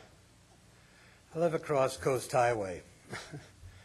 One thing that does happen, especially if there's going to be any parking problems, particularly with the Port Theater, and it's coming online pretty soon, it looks like, is that they're going to be parking all over. And Port Theater does not need, as I understand it, any independent parking. So they're going to use everything. With regard to the hours, I just, if possibly he could slow down on Thursday to 12:30, Friday and Saturday. Most people think of that as weekend. I'm the 1 a.m. probably can stand. I would note that we did have strollers on Coast Highway some time ago that were playing to advance people to the restaurant. So the advertising wasn't too bad in music, but it certainly was distracting for people driving there. I'm sure of that. They were playing music? Yes. Strolling musicians? Yes. Oh. They had musical instruments, yeah. This was maybe half a year ago. I'm not sure just the time, but it occurred on some days 2 to 3 times a week, during the evening, and not real late. Typically 8:30 to maybe 10:30. But a Thursday night is a work night typically, and we've had certainly lots of problems from some of the other bars where if they couldn't find a parking spot on the street, they kind of keyed everything along the people there by the post office and so forth. It was a pretty messy thing, as you all know. So I think you want to try and keep this thing somewhat down, especially during the weekdays. Dick, you are dating yourself.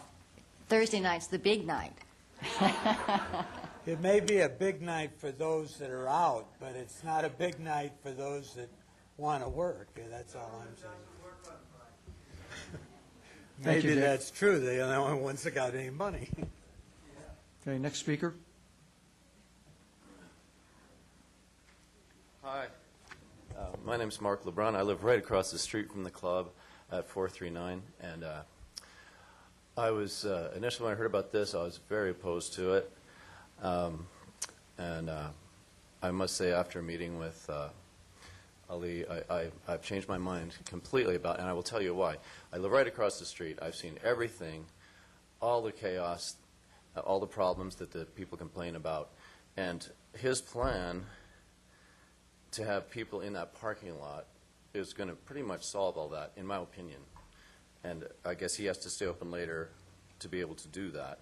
But I've had problems with that more than anything else, that people come out, as he said, at midnight, and they just come across the street and they just start making noise. They're talking, they're still partying, they're in a good mood, and they're making noise till 1 or 2 in the morning sometimes. So I think right off the bat, that's reason enough to change the plan, in my opinion.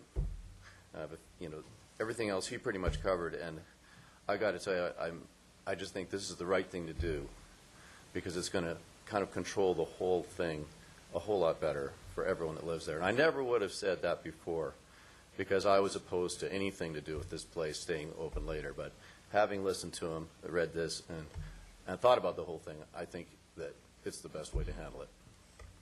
Okay, thank you. Thanks. All right. Hi, my name is Sarah Xavier. I've been a court client for over a year, and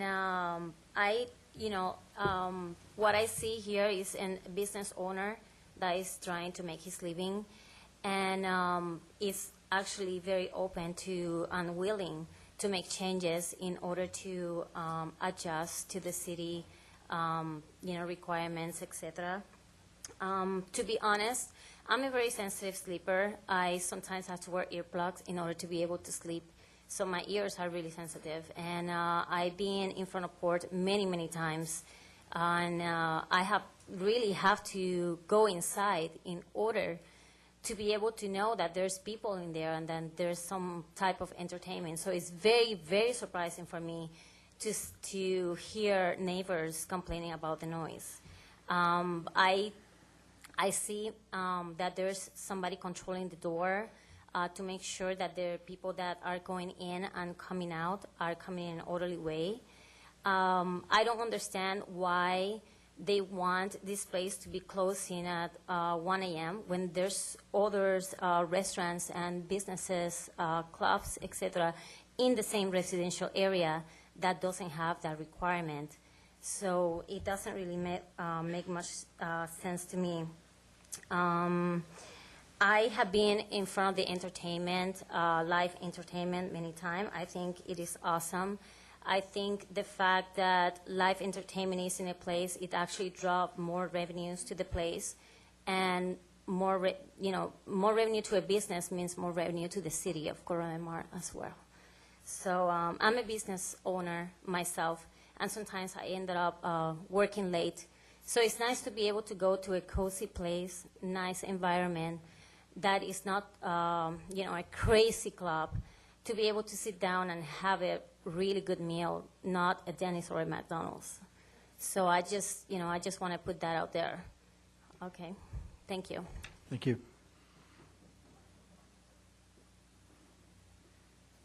Good evening, Mr. Mayor and members of the council. My name is Kent Moore, and I've lived in Corona del Mar now for almost 40 years. I'm a Corona del Mar Chamber board member. And as you know, both the Corona del Mar Chamber and the BID supports Mr. Zade's appeal. We all feel that Ali is a valued chamber member. Now, I've patronized all the restaurants which have operated at this location, and in my opinion, the Port is the best one yet. The food and the ambience is just first class. And while I sympathize with the neighbors in close proximity to the Port, they must have known when purchasing or renting their properties that restaurants have been operating at night at this neighborhood site since the early 1970s. And I hope the council has had a chance to look at the sound engineer's report in this matter, because it came out quite positive. Therefore, I'm asking that the council approve Mr. Zade's request to amend the use permit. And I thank you very much. Thank you.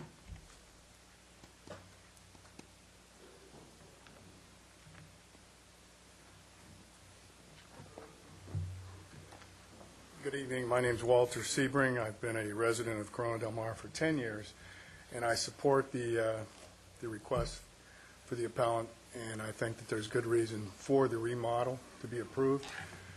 There's been 4 restaurants there since 1977, maybe 5, and there may be a reason they haven't succeeded. The floor plan is very difficult, and I think it's a very reasonable request, and I hope that you would support it. Thank you. Thank you.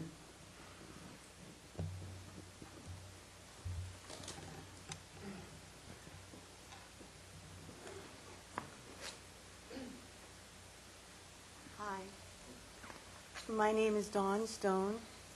My husband and I, Dave Stone and I, we own the property right across the street on the corner. So we have the parking lot and the restaurant. And that was my tenant over there. I am against the 1 o'clock new amendment to keep them open till 1. 12 o'clock, people stay already because they're drunk, and they linger because they're drunk. If you keep it open till 1, it doesn't matter who they have out there. People drink, they come out, and they make noise, and they linger. Really, if he already has somebody out there and they're lingering, they're going to linger even longer. And the parking lot's right here and the restaurant's right there.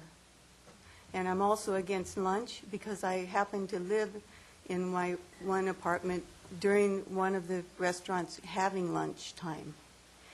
And they serve alcohol during the lunch. And then you have people coming out drinking at lunch. And if you're home on the weekends, then you have the daytime problem too. So I'm against both of them extremely, and I request that you don't let them do it. Thank you. Thank you.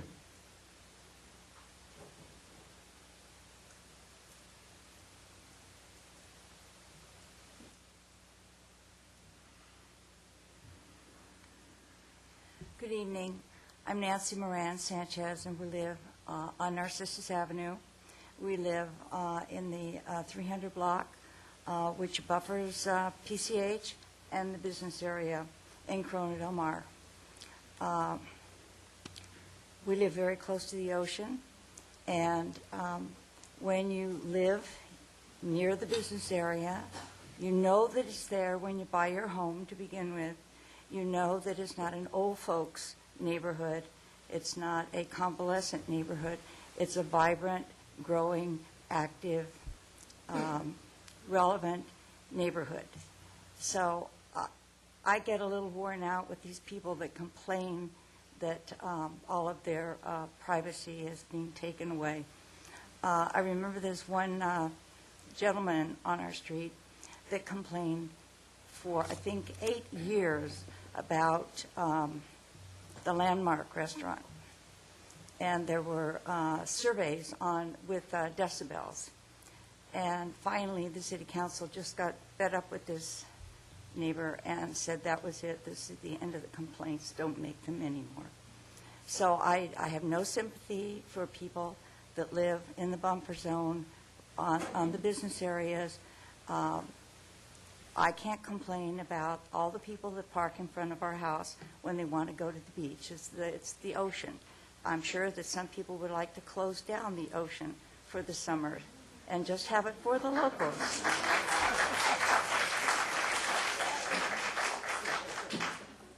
So I think this gentleman seems responsible and sincere, and this is the first I've known of this, but he seems responsible and sincere, and I think he should be able to open his restaurant, and I don't see any reason why his hours are extraordinary. Thank you very much. Thank you. Good evening. My name is Debbie Bodwin. I'm a Newport Beach resident. I happen to live next to the hospital, and I knew that going in, that if there's ambulances going by, I don't really have a choice. I deal with it. But one thing I wanted to say is that I do patron the Port restaurant and the other restaurants that are open during the, well, every night. They're open every night, whatever nights they are. I have never seen the owners of the other restaurants take as much care and the way that he's trying to negotiate with you guys, with the Planning Commission, to try and make it better for the community. When he says he's there 350 days a year, it's probably 364. He really does take a personal, interest in the business, and I'm just standing as a patron that I vouch that he is, willing to do what he says he's going to do. Thank you. Thank you. Hi, my name is Lindsay, and I bartend over at Port Restaurant, and I must say that if it wasn't for Port, I don't know where I would be. I lost my career through the terrible times and didn't know where to go, how to make extra income, what was going to be my destiny. And Ali opened up his arms and said, Lindsay, you're more than welcome to come in here. And not only when I walk in there, it's fun, it's exciting, but you have the neighbors that come in and it feels like family. It's when when I'm not home and I go to Port, it's like being at home all over again. And I adore every single person that walks in there, and they behave very, very well. And I know them by name. I like them all, and please help me keep my job, because if it wasn't for Port, I don't know where I would be. And he has done everything possible to fulfill everybody's needs. Please help me keep my job. Lindsay, can you give us your last name, please? Watkins. Okay, thank you.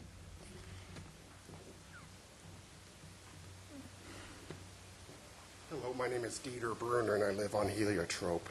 And I love the restaurant. I think it's great. I like Mr. Z. However, I'm not for the extension. One of the reasons why is because of the loud noise that has occurred. No matter what the sound people say, summer I moved back into this area. I called several times the restaurant. I said, this is getting too loud. You guys got to put it down. This was one player with one acoustical guitar, who I happen to know, by the way, and who rented from my place. And I was told, sorry, it's not my problem the first time. Second time, which was a couple weeks later, said, Mr. Z is not here, can't help you. It was kind of snotty and so on. It happens. I don't blame Mr. Z at all. Problem is, though, that I should have called the police and have it documented just so that we could see the recording of this. Another thing that, he has a lot of people for him. I live on the street, and so do several. We don't have air conditioning.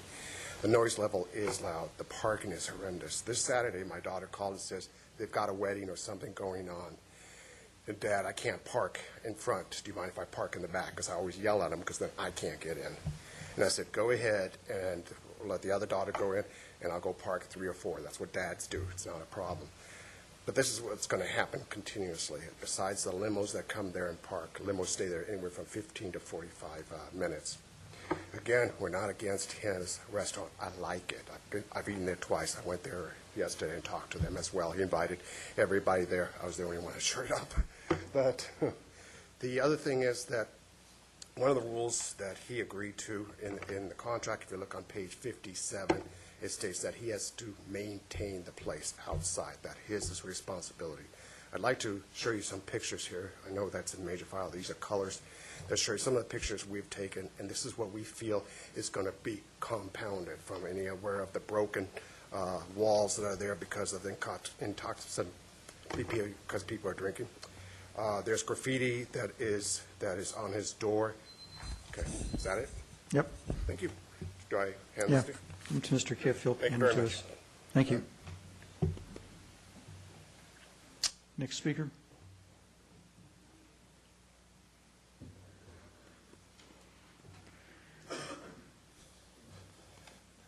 Hi, I'm Alan Arya with Fluor. I'm a veteran of 25 years with Fluor Corporation. I'm an officer of the company. I have to entertain 2 or 3 nights a week. But frankly, since 2 years ago, since I found Port in the neighborhood in the Corona del Mar, I have stopped going to restaurants and bars in Laguna Beach, in West Newport Beach, and other parts of Orange County because I find it a safe and secure place, great food, great staff, and frankly, I think I speak on behalf of a number of my clients and my friends, encouraging you to approve the appeal. Thank you. Okay, thank you.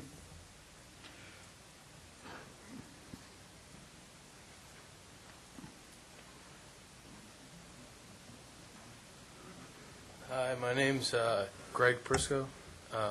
I moved here 2 years ago from New Jersey, and since I've been here, I've gone to Port Restaurant, and I've enjoyed it so much that a year ago, I was actually employed by Ali, and I've worked there as a doorman. And I'd like to say that we have worked as hard as we can to keep everybody down for a reasonable distance up to the end of the parking lot. But when people start walking away, they're responsible for themselves. Also, people that haven't been to our establishment, that have been to other establishments, that come back, pass by this way, and it still can be construed that that is our, I guess, crowd, as you can say. But what I wanted to say is that when my family comes over here, there's one place that I do feel comfortable going to. It's Port. Port's got a great atmosphere, lightheartedness. I mean, he just cares about this place. It's just the pride that he puts into this is second to none. And I just hope you guys approve it. Thanks. Okay, thank you. Any other speakers? How many more people want to speak on this? Okay. Hi, my name's Jennifer Barnier, and I live on Heliotrope. I live at 413 Heliotrope, and just two things that I wanted to address is the parking and the noise. I've never had any trouble parking on Fridays, Saturday nights. When I have friends come to my house, I live about a block down. I've never had any trouble parking. I don't have any parking spots, so I have to park on the street, and I've never had problems. As for the noise, I haven't ever heard anything. I'm about a block down, but at night, if I'm, as someone else said, if I'm going there myself, I have to go inside to see if there's any music or if anyone's even there. So, yeah, that's all. Thank you. Next speaker.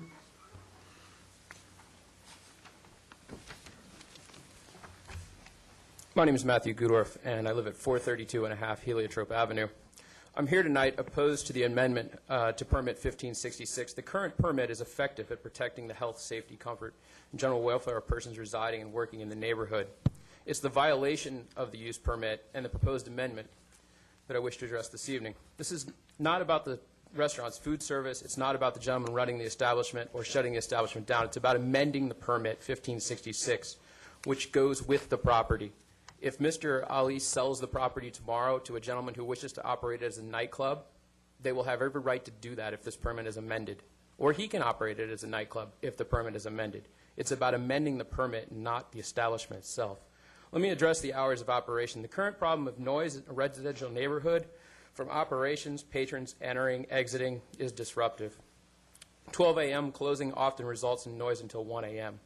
Operations continuing an hour later means neighborhood commotion until as late as 2 a.m. All current proposed parking is within 100 feet of residential doors and windows. Idling cabs, yelling, fighting, cell phones, public drunkenness, etc., all take place in the vicinity and in greater abundance the later the hour. Lunch and brunch hours of operation require parking, which has not been secured with certainty. The ongoing TI improvements indicate that both the commercial building and rapidly approaching Port Theater will be competing for the restaurant's current parking. Second, I'd like to address amending the permit to allow entertainment. Allowing a DJ live music changes the basis for visiting the establishment. The establishment no longer becomes a place for food and drink, it becomes a place for entertainment and alcohol. This is evident from the proposed renovations expanding the bar area. The emphasis is not on food, it's on alcohol. Adding entertainment brings with it a club atmosphere with patrons waiting outside to get in line, creating disturbances directly affecting the peace and comfort of those residing in the neighborhood. The proposed renovations to the establishment will further open it up to allow additional sound reflecting off Port Theater's concrete wall, which I have today a photo with where the sound reflects into the neighborhood. Once on par with a bar or nightclub, Port states there will have as many as 3 security guards. Restaurants don't have security. Bars, lounges, and nightclubs have security. Corona Del Mar is a residential neighborhood. We do not need an establishment that requires a security force. To address the parking and restaurant renovations, parking area is not marked as called for in the off-site parking agreement required in finding number 3. There is no indication that the lot is for customers, and their own staff often does not park in the lot. The current office building has been undergoing tenant improvements, and some of their construction laydown areas have taken away from the required 40 spaces. Port's front door renovations called out in the current proposal are expressly forbidden by the outdoor dining permit dated December 30th, 2003, and noted as number 4. Finally, I'd like to say thanks to the Newport Beach Police Department and the Code Enforcement Division. What they've done over the last 5 months has been a great improvement. We ask for your denial tonight. Thank you. Thanks. Next speaker.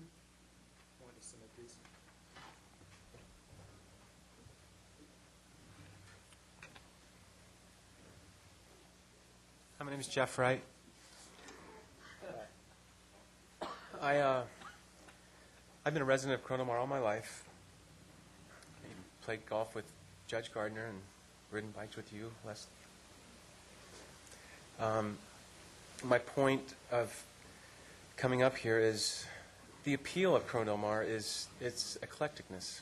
If you want to take that away, you know, I think it was when they talked about take away the beach. I mean, you come to live here, you know what you're going to get. And the appeal of having Landmark, having Quiet Woman, having Port, and then you slowly start taking these things away, it just reduces the appeal of the city to me.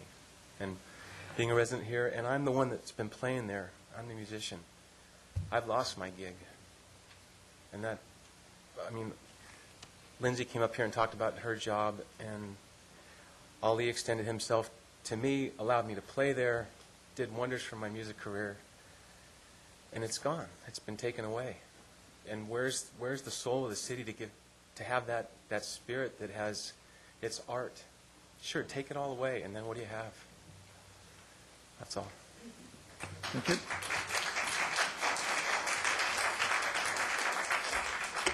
My name is Carl Cassidy. I've been a resident of Corona Del Mar for the last 7 years. I'm currently a resident, 409 Goldenrod. I am a neighbor of Ali and been proud to call myself that the last 3 years. I think this is all about taking away. And I would invite the council not to exercise its use of eminent domain under what the staff has purported to say, a land use decision, and to take away Ali, Mr. Z's right to operate a business. We clearly know what the business was before he was there. It was closed. And that's the state. We can look at all minor little code violations. We can micromanage this down to whatever police level you want. You can call a doorman a security guy who's unarmed. Clearly not security. He's there as an attendant to serve the neighbors like me.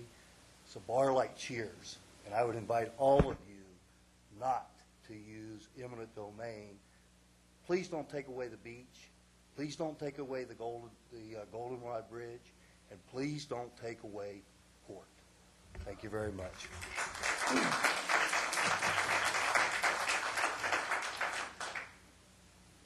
My name is Sally Cheeseborough. My husband and I have owned the property at 432 and 432 and a half Heliotrope since 1968.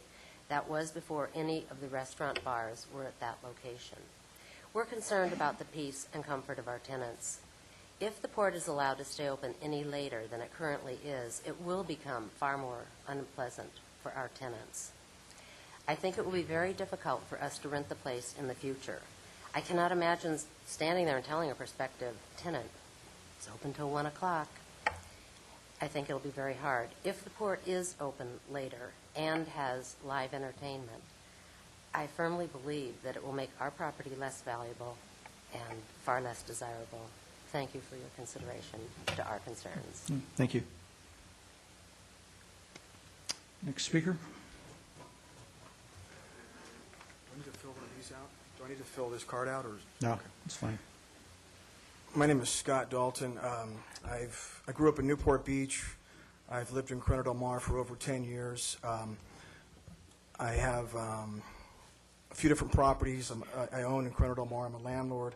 I think I have about 9 or 10 tenants right now. Most of them are in their 20s or 30s, and one of the comments I always get from them is they love Corona Del Mar because you can walk to places for dining and entertainment. So I'm here to support the Port Restaurant and the modifications Ollie's trying to make. It sounds like he's trying to work with the city to stay in business and still work within the rules and guidelines. I'm all for live music at Port. I'm a part-time musician myself. When I first moved to Corona Del Mar, Mistral Restaurant was there at that location. They had live music every night, and the business seemed to be pretty good. I've noticed a decline in Ollie's business over the last few months, ever since he hasn't been able to have live music there. It's a nice establishment. It's not as raucous as Quiet Woman or Landmark.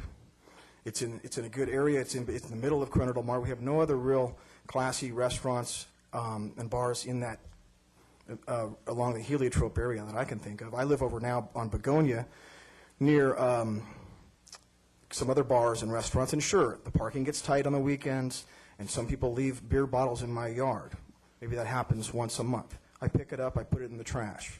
It's not a big deal. I think that Ollie's made some good, he's proposing some good ideas and solutions for the concerns the city has, and I'm here to ask that you support his modification. Thank you. Thank you. Okay, any other speakers?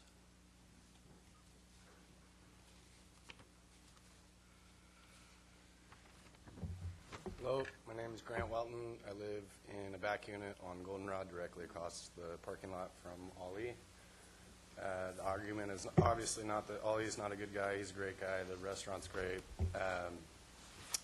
As far as this who is here first argument, whatever, I live in land that my family's owned since the early 70s, before the Pirates Inn was started and so on and so forth. But he's, by his own admission, has proven that he cannot close at 12, which is what he's permitted to be open till, because he doesn't want to push everyone out on the street. What difference is that going to change when it becomes 1 o'clock? You know, as it stands, I look out my bedroom window at people milling around, drinking whatever at 12:30, and that's only going to be 1:30. So I don't understand how this is going to change anything or help. And the argument of landmark and everything else, those are all on PCH. They might have one neighboring property behind them in the alley that complains. This guy's facing like 8 houses. So that's my argument. I say no dice. Thank you.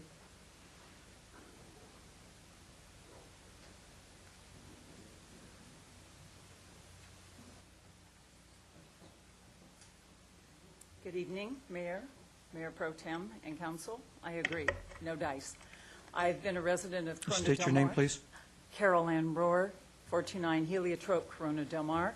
I've lived at this residence for 35 years. My daughter, her husband, my 2 grandchildren live in the same home and have an economic interest in the home. There is no other bar or restaurant that's embedded in a residential neighborhood in Corona Del Mar. Live entertainment and 1 o'clock closing will create a nightclub atmosphere. In my September 14th letter submitted to you, you can read what happened to Fullerton and to Carlsbad. The result for the city here could be monetary cost to the city in form of liability for personal injury and property damage, and also the cost of increased law enforcement. You've heard that from your own law enforcement individuals. There's never been a valid noise permit from any second floor location. I asked to have it done. It was going to be done by the applicant's representative. He canceled at the last minute, and it never happened. Your interior noise standard 10.26.055, entitled Noise Level Measurement, requires that it is done from the balcony. The noise goes up out of the atrium, bounces off the back of the Port Theater, and down the street. In the slide, it indicated 2 performers and 1 musical instrument. In his application, he said DJ music also, amplified, and that means it's amplified. There's been numerous complaints over the last several years, and if the noise level was commensurate with your requirements, there would not have been the complaints. Dennis O'Neill has kindly represented the applicant here tonight and has brought his friends with him, and I know he is a past mayor of our city, and I'm sure very respected by all of you like he is by us. However, he gets to go home to his neighborhood and go to sleep. The owner gets to go home to his neighborhood and go to sleep. I can't do that. The people in my neighborhood can't do that. 1 o'clock is too late. It's in the middle of our residential area, and live entertainment is not what we can live with in this area. It should be a challenge to him by you folks, please, for him to try to live within the use permit that was there when he purchased this restaurant, instead of violating it from the onset. I have here, I'm representing several neighbors who could not be here tonight. Bill and Lee Lyle at 428 Heliotrope, they're in Australia. I have a letter from them. Jan Johnson next door at 431 Heliotrope, who's been a resident since 1971. Her August 15th letter was not attached to this report, but a prior one. Robert Webbers at 420 Heliotrope, and this is a copy of their prior email. And just for your edification, last week I was awakened by somebody vomiting in the street about 11 o'clock early last week. The next morning, the 3 pictures here are pictures of the vomit in front of the car that was parked next door to my house. That type of activity will only be increased many-fold if they're allowed to stay open until 1 and have live entertainment. Thank you for your patience and understanding and denial of his application for the permit extension. Thank you.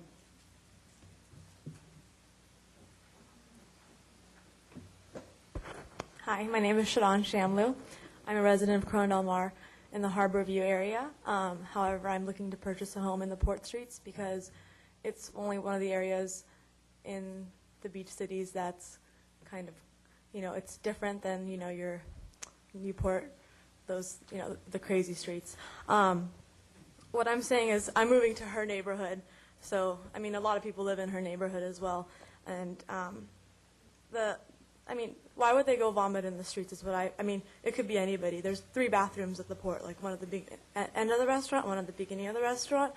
So, some of these allegations are just kind of out of the ordinary. Like, how do they know where the sound bounces off what wall? Like, I just don't see how that is valid at all. And parking, it's everywhere. Like I said last time I was here, I go to, get to yogurt and I have to find parking, but it's just what we do. It's part of the city, I guess. It's a beach city. Thank you. Okay, thank you. Okay, is that it? No?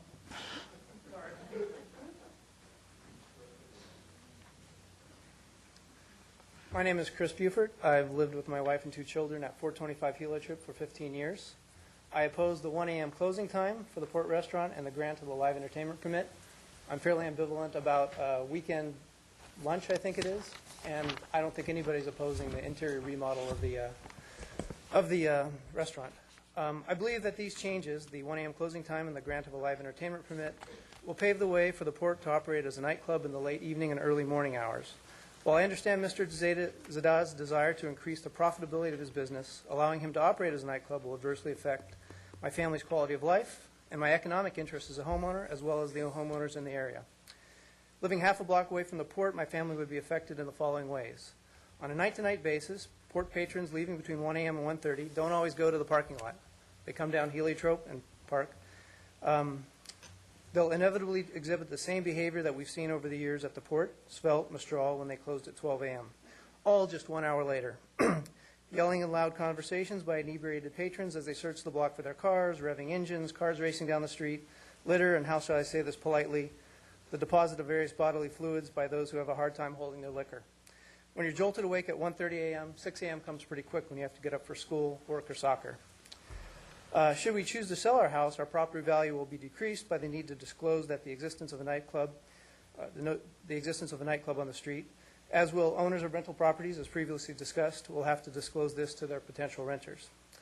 I want to make sure we focus again on the fact that nobody here is trying to close down this restaurant. I hear people talk about taking away. I bought the house 15 years ago, and I knew that there was a restaurant down the street. I knew where the Coast Highway was. I've lived with that for 15 years. We're specifically focusing on trying to keep things the way they are, which are tolerable, I suppose. We all that live on the street have to deal with the things you've heard today. We just believe that if we change the dynamics by going to 1 a.m. and live entertainment, we'll have to deal with those things on an ongoing basis. In the September 17th Planning Commission hearing, Mr. Zadah struggled mightily to dispel the notion that he intends for the Port to become a nightclub in the late evening and early morning hours. Yet, the Police Department and the Code Enforcement Department have documented since early 2008 that there have been violations open past 12 a.m. You've heard all this already. He also stated in the meeting that there was never an intent to have dancing at the Port, yet his application to this amendment included the request for a cafe dance permit. And then finally, at the last meeting, the new rationale given for the 1 a.m. time was that the Port needs to be able to have a 7 p.m. and 10 p.m. seating for public dining. I'm probably almost out of time, but I'd like to read a quote from a customer on TripAdvisor from the Port from March 2008. The atmosphere. This is where things really went crazy.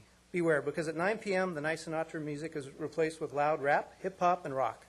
Now, I grew up with rock and roll and even played in a few bands, so I have nothing against loud music. But it was completely out of place in this restaurant. I can't imagine why anyone would go to the Port and have a nice romantic dinner when there's loud rap blaring from overhead. I mean really loud. You have to shout to be heard across the dinner table. So, I'm out of time. My hope is that whatever decision you make, it's made based on the knowledge that what we're voting on here, or you're voting on, is the use of this restaurant as a nightclub from about 9, 10 on. Thank you. Thank you. Okay, anyone else?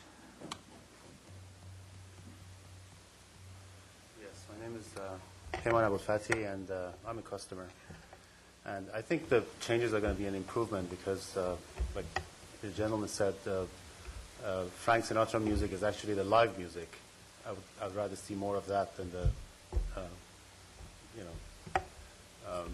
music, background music. And I just think that the place is, I can't even think of anybody conceiving that you could make it a nightclub. It's such a small place. It's more like, the other gentleman said, the Cheers restaurant.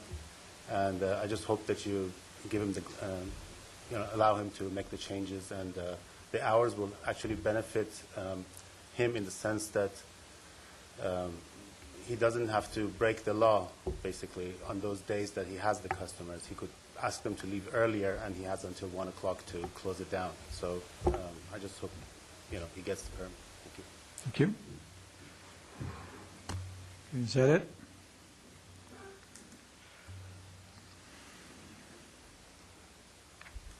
Hi, my name is Summer Wheeler. I do the event planning and daytime managing at the Port Restaurant in Corona Del Mar. I just wanted to touch on a few things. When I first started working for Ollie, I was just the event planner. So we had a lot of events. That was last year, Christmas parties, anniversaries, weddings, which with the live entertainment, the acoustic guitarist really adds to the experience of, our clients' experience at our restaurant. Taking that away took away a huge part of my job, almost the whole thing, except for the charities that we do for schools and so forth in the community. He was generous enough to give me the daytime managing job so that I could keep a job. Times are hard. I was in the construction industry before. There are no jobs right now for that. So I'm really grateful for that. But taking away all of our entertainment, I thought it was a good idea when we actually went to amend our permit to keep the entertainment, have a dance permit. That was a good idea, I thought, because it helps people with the dancing just for special events, for weddings, anniversaries, so forth, and it adds to their experience. We've taken that away, so as of the first meeting we had, he said we're not interested in having dancing. I think that it's a very classy establishment. I went there before I worked there. I don't really go out that much at night, but it was a place that is, safe to go to. I walk there from my house. I live across the way. It's in no shape or form a dance club, and I think that allowing us to stay open later allows people to eat later and be in a well-relaxed establishment. So, thank you. Thank you. All right. Is that it? No, there's no, Mr. O'Neill, there's one more. Two more, looks like. Hi, my name is Keith Krause. I'm also a manager at Port. I wasn't going to speak. I wanted to kind of go over a couple of things. There's a lot of conjecture and unsubstantiated reports that have been going on, and I'm kind of person that likes to look at the numbers. I used to be the general manager at Code, which is a nightclub. That's why this is so funny to me. I left that place, that establishment, because it is a nightclub and not a restaurant, and I came to Port. And we have a really good group of people there and great clientele. But there's a lot of things that have been said by the police department and by some of the people in opposition to this that just have never really been substantiated. So I just took a couple of raw numbers from stuff that was available to me from the police department and put it together. Just touching on 2009, from January 1st to November 1st of 2009, there were 27 total calls in relation to Port Restaurant. 7 of those 27 calls were actually made by employees or the ownership of Port, referring to staff refusing to let somebody drive, holding their keys and calling the police, unruly customers, reports of theft, strange noises and break-ins, the owner called to report a hit and run, and bartender, most recently on the 1st of November, the bartender refusing to serve a drunk customer, calling them a cab, and ordering them coffee. It's all documented on the police reports. Some of the other ones, out of these 27, you have a customer disputing a corkage fee, complaint of loud music, but when the officer responded at 11:43, there was no music playing at all. Another one attributed to us was a small child trying to locate their mother. Another one was units were requested for a count-out, and no count-out was ever done. Basically, that's another 4 calls that I really just don't think are attributed to anything the port is doing. They're not really associated with us. The number of calls directly for noise, which I think is the main concern in the neighborhood, were 12 calls. 4 of those calls came within a 6-day period right after we had gotten our first citation. I don't know, there's no record of who these people were. They wouldn't identify themselves, but I'm pretty sure they're probably in the room tonight. Out of all the calls attributed to our address, there was not one single call referencing a fight, drinking in public, open container, vomiting, or a lewd act. These are all things that were asserted to be very common occurrences in the petition that was circulated by the people in opposition to our amendment request. We're located within what the police designate as Area 44. That covers the area from Ocean Boulevard to PCH and from Avocado over to Poppy Avenue. Mr. Steele, time's up? Your time's up. All right. Just one final note was that in relation to DUIs, Detective Moore stated that he thought DUIs would be increasing in the area, and the port would be a result of that. There's plenty of restaurants and alcohol serving establishments in the area that are within a 1-mile radius of us. There's at least 12 of them.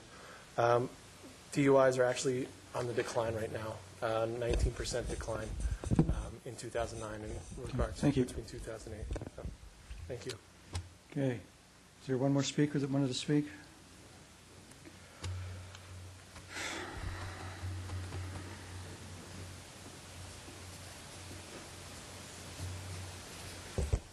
Hi. I'm not really used to speaking, but anyways, my name's Leanne Freiberg, and I'm also speaking in behalf of my son, Scott Johnson, who is a DJ.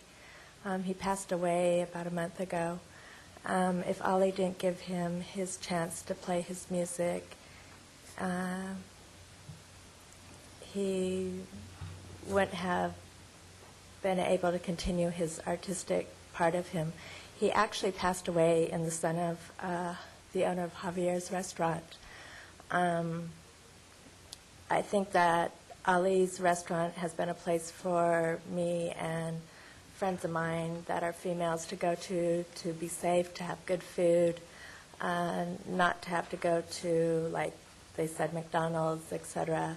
I've lived in the area. I've lived in Newport Beach. My son was born at Hogue. I've lived over on Poppy in Corona Del Mar, and I don't agree with the noise that they're saying at Javier's. When my son played there, there were never any police called. When he's played out at younger establishments, there is noise, complaints of noise in Laguna Beach or whatever. But here locally, it's always been respectable. And I've worked for Ali many years ago in the dental industry. He's a good man, and he has a good restaurant. He has good food, and it's a safe place for women in their 30s, 40s, 50s, 60s to go to have good food and be able to enjoy something while their kids are asleep at home with a babysitter or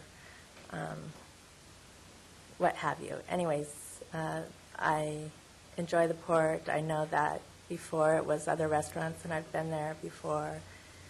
And they're a good family, and you're lucky to have them in Corona Del Mar. Thank you. Okay, any other speakers? Okay, seeing none, Mr. O'Neill.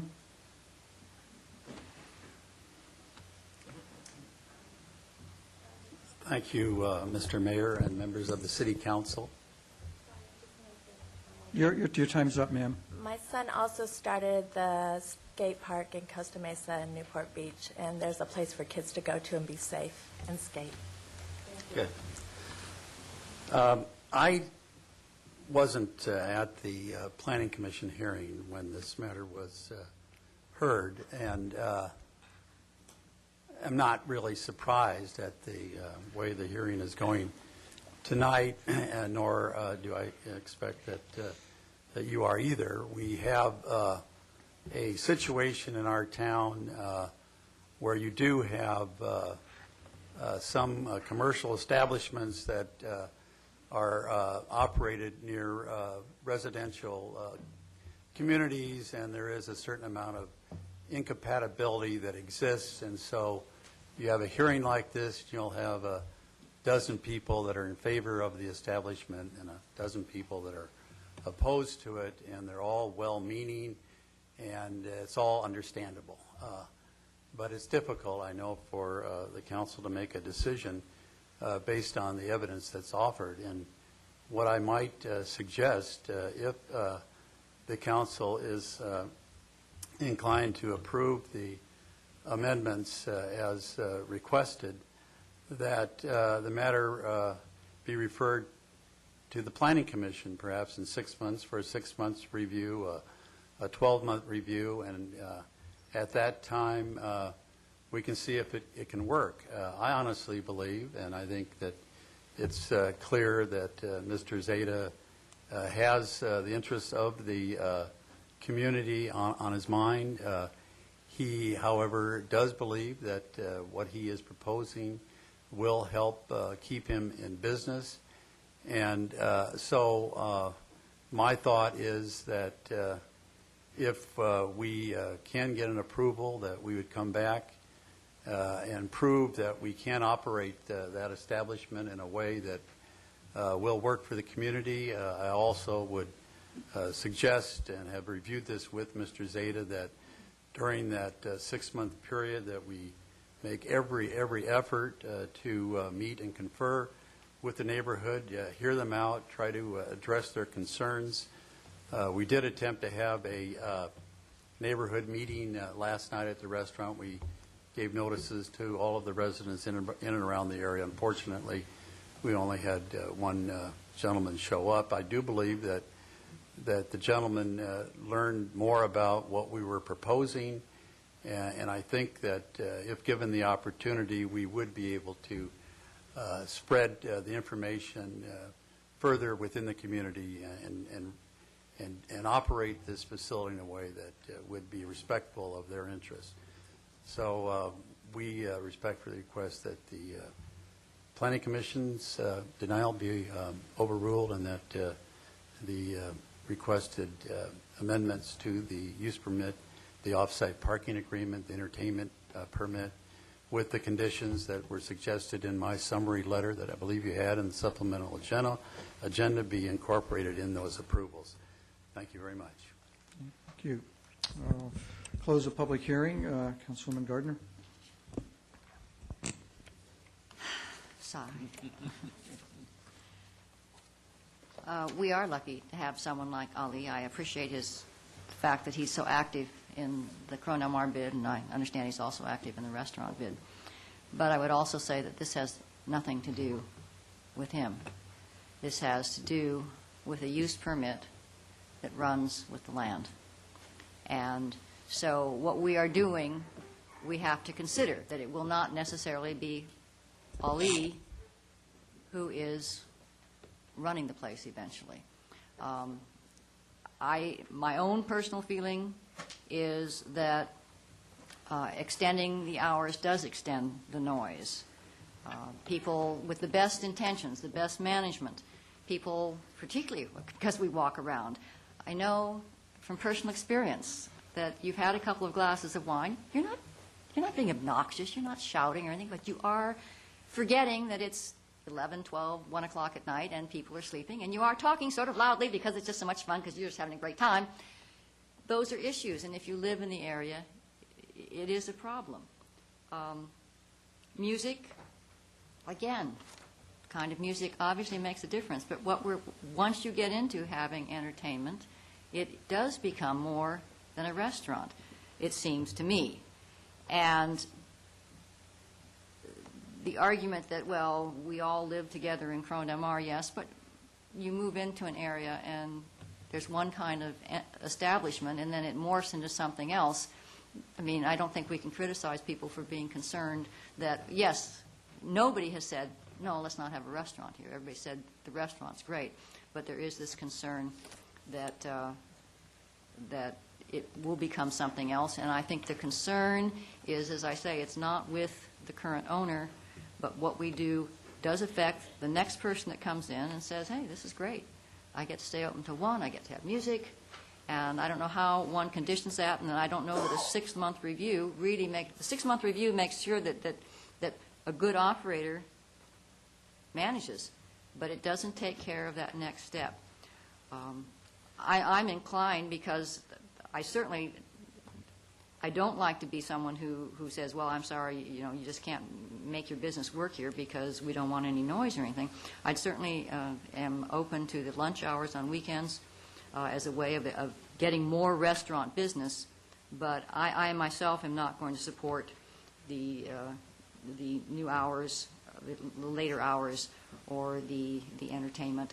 I would consider something like we did with the place across from the Lido Theater, where we were very, very specific about that they could have a guitar, a non-amplified guitar. There was no singer and that sort of thing. Where it was, I mean, to me, that's background music, and that's probably not what they want. I mean, that's my age. I don't want a lot of noise when I'm eating, and I understand that younger people do like the entertainment and everything. But so I will not be supporting this appeal. Okay. Any other comments? Councilman Hen? Well, just as a point of clarification, it sounded like you would support the lunchtime activity, although, so it's just the entertainment and the later hour. Okay. Councilman Curry. Well, I'd never actually been to the place. I stopped in during restaurant week, had a delightful dinner. It's a very nice spot. A lot of folks from the neighborhood were there, and I think it's a very well-run restaurant. I tend to agree with the neighbors about the effect of having people in a restaurant up until 1 o'clock. I think that's problematic in the location that we have here, so I would support Councilmember Gardner on that issue. On the other hand, the parking agreement's been in place for several years. I think that ought to be extended. I have no trouble at all with weekends and with the proposed remodeling that's being proposed. And in terms of entertainment, I like Councilmember Gardner. I think it's all in what kind it is. I think a disc jockey probably is not what's appropriate there, but if it's a singer,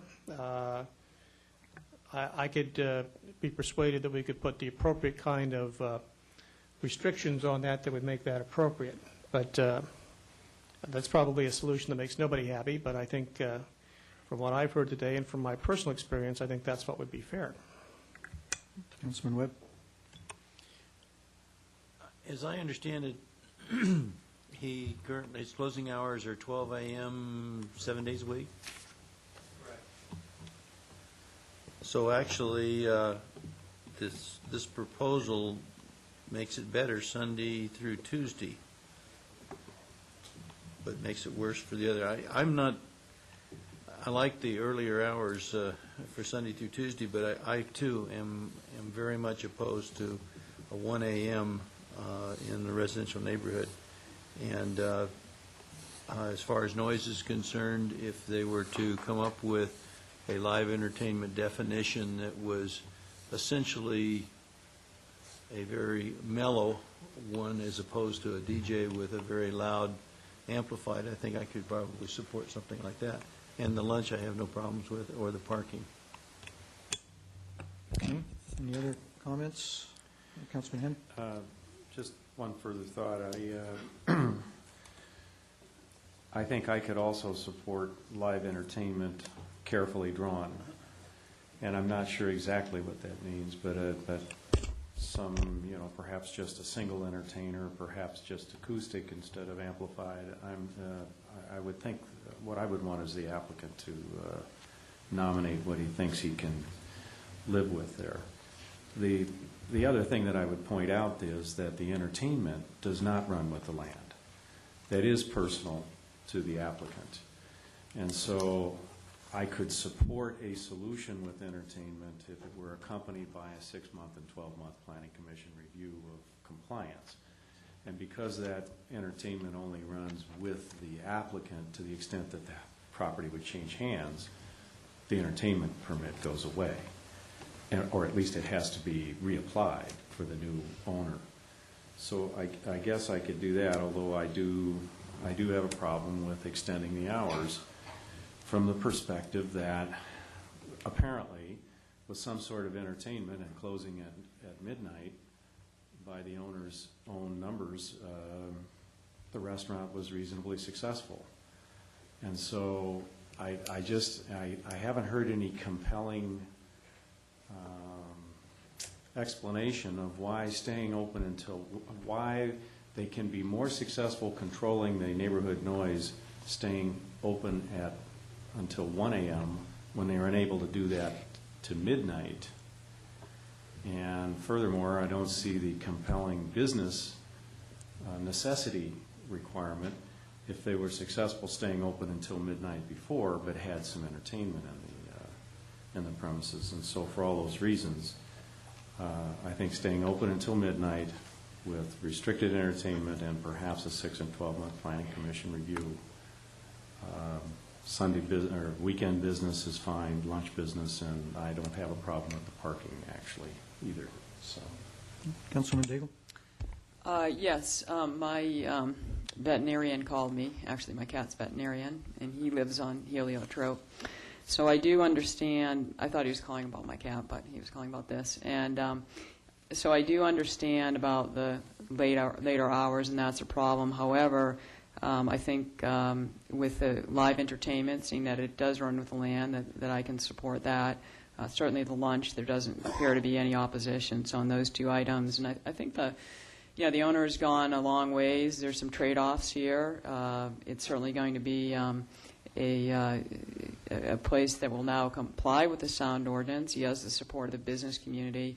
And I would agree, when you have these applications, there's always strong feelings on each side, and I think we have to be able to strike a balance so that the business survives and flourishes, and yet the neighborhood is also given a consideration. So that would be how I would see it. Okay. Do you want to make a motion, Councilman Gardner? Well, I want to clarify something about entertainment. Is that true? That entertainment isn't... Yeah, this is an application to have live entertainment as part of the use permit, so it would run with the land. Yes. I think what I hear from the council is you don't want that to be part of the use permit, but either a special event permit or some type of live entertainment permit license that we would do on the outside the context of the use permit would be something as long as there were appropriate restrictions. So they would come back with something. I think that's. I'm not trying to put words in the council's mouth. But that's what I'm hearing. Okay, so. Well, then, as I said, do we deny in part, or? They're conferring here. Okay. I think there's a little confusion on this. Yeah, just from clarification, and this is what I get for being relatively new, although I can't claim to be new much longer, I'm afraid. We apparently have never issued a live entertainment permit without the allowance of live entertainment in the context of the use permit. So we still get faced with the issue of having a live entertainment allowance in the use permit that would run with the land if we proceed that way. Doesn't mean you can't limit it. You've done that in other situations. That can be problematic. It could go well. So, but doesn't that become a useless permission if you don't get the actual live entertainment permit from the city manager's office? I hesitate to mention they say. You still need to have the live entertainment permit from the city manager's office, which goes only to the operator, and so if the business is sold, that needs to be reissued. But whatever the underlying use permit would allow is what the live entertainment permit can be issued for. So you could, if the council wanted, in the use permit, limit the extent of the live entertainment, and then each operator would need to have his own live entertainment permit. That's about as clear as mud. I know what I was saying, man, I'm sorry. So, all right, leave that aside for a minute. The second question is, if we're not, I'm going to propose that we don't entirely reject, but we don't entirely accept. So do I just make a whole new motion as far as what it is? I mean, on an appeal, I'm not quite sure. This is a little different than what we've done. Your action can be to uphold the appeal, or reverse the planning commission on conditions on the following. And so I don't know what motion you're going to make, but you could say, right, uphold the refusal to extend hours, but overturn regarding parking, lunch, and instruct us to come back with to see if we can forge conditions that would meet your needs on the live entertainment issue. Isn't that what I just said? Sorry. Second. All right. So in other words, what we're saying is, I'm sorry, no to the extended hours. The hours will remain the same, but you could the applicant can be open for lunch on the weekends, and the parking is okay as it stands, and that we will come back with something. We will talk later and leave that open until, what, we decide, or how does that work? We would have to bring that back to you, and what I would ask is for clarification, and let me try and articulate what I think I hear the council, at least in the majority of the council saying, is that you're willing to consider live entertainment. It's restricted to acoustic entertainment, not a DJ, and what we have to do is come up with appropriate objective guidelines that can be enforced. What? Limit the number of entertainers. Yeah, and with the limit of the number of entertainers, they were using two. I keep thinking of Sager, which was problematic. But that Can't we just say all this tonight? I mean, why we don't have to. But I think what you're saying is come up with reasonable, essentially acoustic entertainment that would work so it doesn't increase the noise. Well, I think we'd like to hear from the applicant. I'm not sure it has to be limited to acoustic, so I'd like to hear what works for his business. Go ahead. The whole process started from the application that I submitted to the city manager's office through the revenue division, trying to get an entertainment permit. That's what the instruction of the code enforcement was. Subsequently, that application was denied. And I was Ali, can you address and I was referred what you can live with on live entertainment? It's been a long evening here. What is the concern of the live entertainer? I mean, the music, the DJ, I'm not batting for a DJ, but a DJ is a person that could be more controlling of the crowd instead of a live music. Live music could be a loose cannon, could be a guitar, could be a piano, could be rowdy, just like Mistral was. What we're proposing is redesigning the sound system so it cannot go over certain limits, regardless of what they wanted to do. They're not using their equipment, they're using the house equipment. They cannot go over certain decibels. Volvo measured these decibel levels outside. It could be done. And I'm willing to go ahead and go to bat and redesign a system that we can come in here and no outside equipment could be used. Only equipments in the house could be used. And the certain decibel levels will stay that level. And those decibel levels, of course, will be conforming outside. A lot of problems with the people leaving, and a lot of people mentioned that they are all over the place and they're yelling and shouting and engines revving. I would say I cannot control everybody, but we can make sure that everybody leaves the premises safe and they're not lingering around. And we're willing to extend that to the parking lot. We want to take care of people. We want to take care of the neighbors, but we want to have the opportunity to do so. Every minute will help us. I don't want to be tagged for being open like 5 minutes past 12 o'clock. I'm here to correct everything. Well, I think we're talking about the live entertainment, Ali, Yes, right but now, again, and not the hours. I need to go back to the hours as well, too, if I can, try to create Well, an if I environment. understand what you're saying, that is you want to have, you're willing to go along with acoustical instruments, but you have an internal sound system that distributes the music throughout the Distributes restaurant. the sound system so that the music can never be loud. But no amplified instruments. Well, I think that's the thing. If the music should be heard and could be heard throughout the restaurant, it needs amplification. TV has amplification. I mean, we need to look at that law very closely. What is amplification? What is not amplification? Every sound through the background piping is amplification. For every restaurant there is. All right, this Okay, is Ellie, thank you. getting naughty, but, and I don't mean N-A-U-G-H, I mean K-N-O-T-T-Y, naughty. I have a problem approving something with a DJ long-term. I mean, that to me is just causing problems. I don't have a problem with, say, an acoustic guitar and a singer, because I just... Well, I don't know if they get Jerry Lee Lewis in there. Councilmember Mayor. Who? Oh, come on, guys. So, I mean... Well, it sounds like you're uncomfortable trying to craft this condition tonight, so maybe we better let the staff work on it with the applicant and bring it back to us. Okay, I mean, that's fine. How would we word that then? So Yeah, that I we think get... what he said. Okay.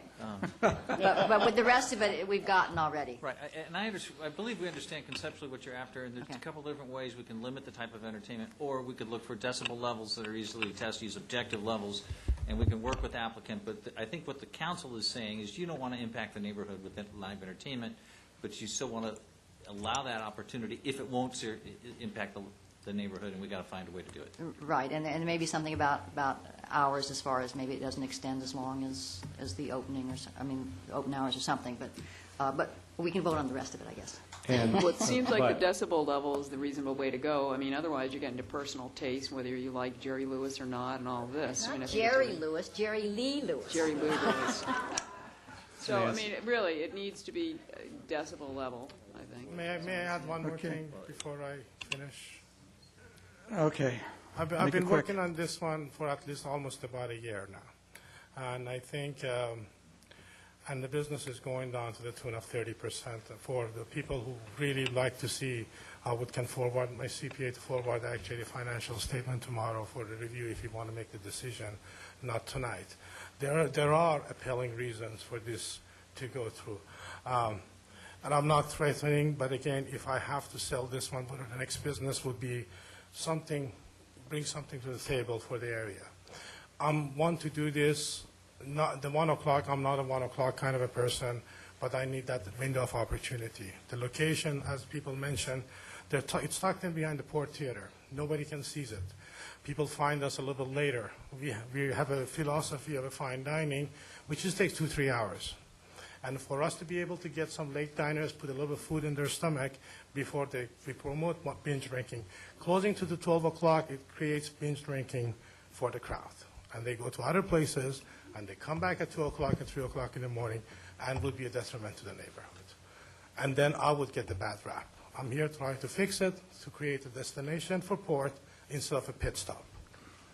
And I really, really, really, every minute will count as far as the business is concerned. So I'm willing to work, and as Mr. O'Neill said, be willing to put up a trial period. Let's see how it goes. They put up with us for 3 years. They can put up with us another 6 months. Let's see if we can do it right. So, Nancy, did you? Okay, thank you, Ali. Did you want to consider a 6 or 12-month planning commission review? Do No. you care about that? No. Okay.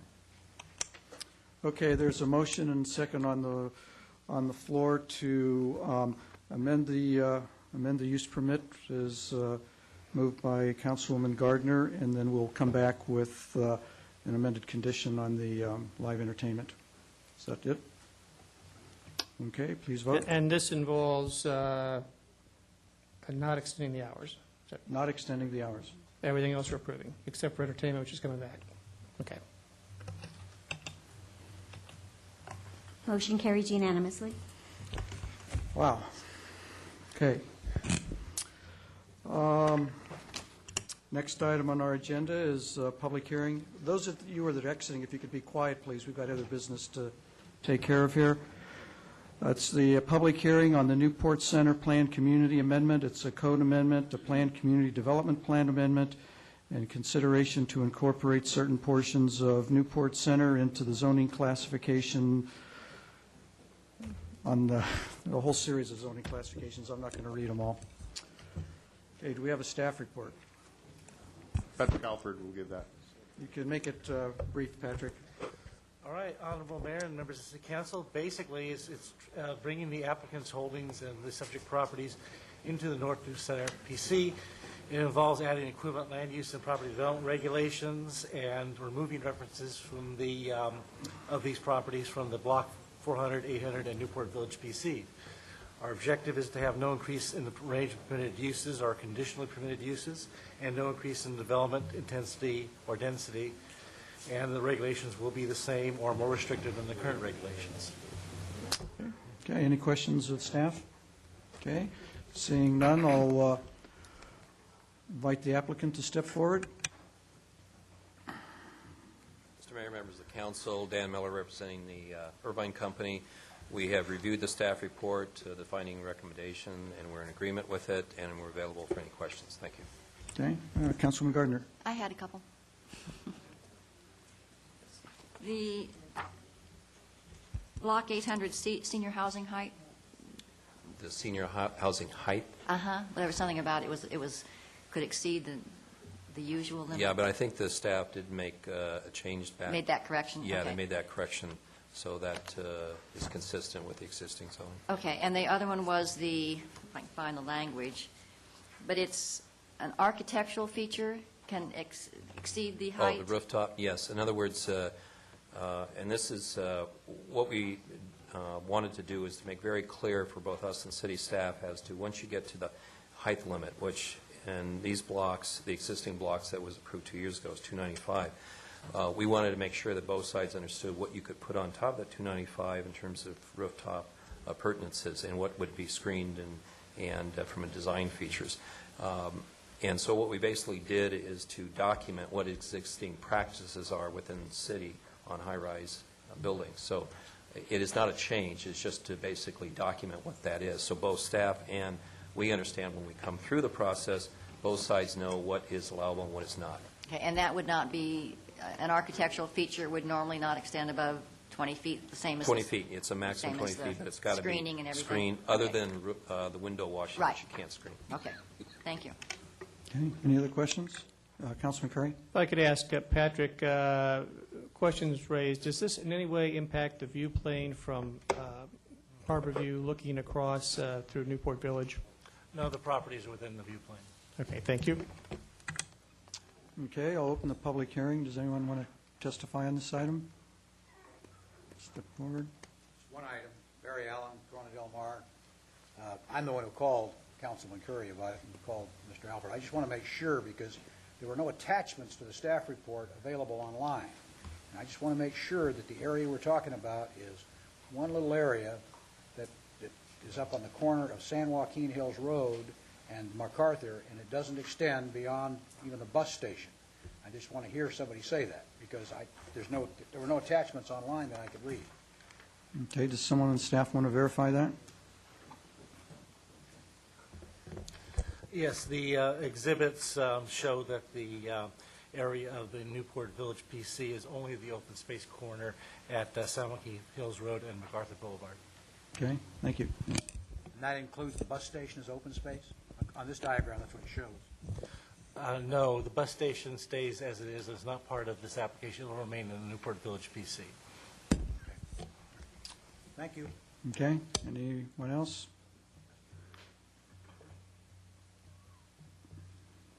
I'm George Jeffries, Corona Del Mar resident. This is a fresh issue for me, so I only heard this tonight. I was aware of the limitations, height limitations, that the city placed on development in that general area at being 295 feet. Now I find tonight, apparently it's been extended to 300 and an additional 20 feet, 315 feet. I assumed that a height limitation would mean a height limitation, and that would mean that just as in our community, that we look at to see where a roof will be, and then we check and make sure where the fireplace is going to be, where the chimney is going to be. So here we're giving them 20 more feet of elevation on top of a very, very tall buildings, and I think that's outside the scope of the original amendment to the general plan. At least that's what, unless somebody knows more about this than I do, and probably all of you do. Okay, Sharon, do you want to explain that? I think it's standard practice, but Yes. go ahead. First, the general plan doesn't speak specifically to building heights. That's covered in the zoning. And actually, the example of the chimney on the house is similar to what we're talking about here. The chimney may exceed the height limit, and this provision is for rooftop appurtenances antennas and things of that nature that could exceed the height limit. It does not allow the entire building to exceed. And Patrick, is there a limit on square footage that can take advantage of that 20 feet?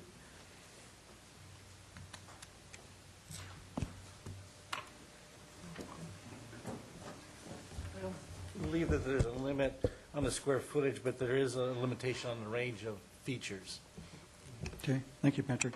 Well, also, I know that I saw the same thing, George, and I was like, that's interesting. But isn't it true that this area is also actually reducing overall from what was initially suggested as a height? So we are in a sense gaining. I don't know, how do you gain? Yes, 2 years ago, when we created this PC with your approval, the height limit was 375, and on top of that, based on city practices, it was 20 feet above that, so it was really 405. So 2 years ago, we lowered it to 295, but again, the same rules existed. With this amendment, the one block that was still under the general zoning today, the 400 block, which allows up to 375, will be brought down to 295. So in one case, we're actually lowering the existing height limit of one of the particular blocks. Okay, thank you. Okay, anyone else?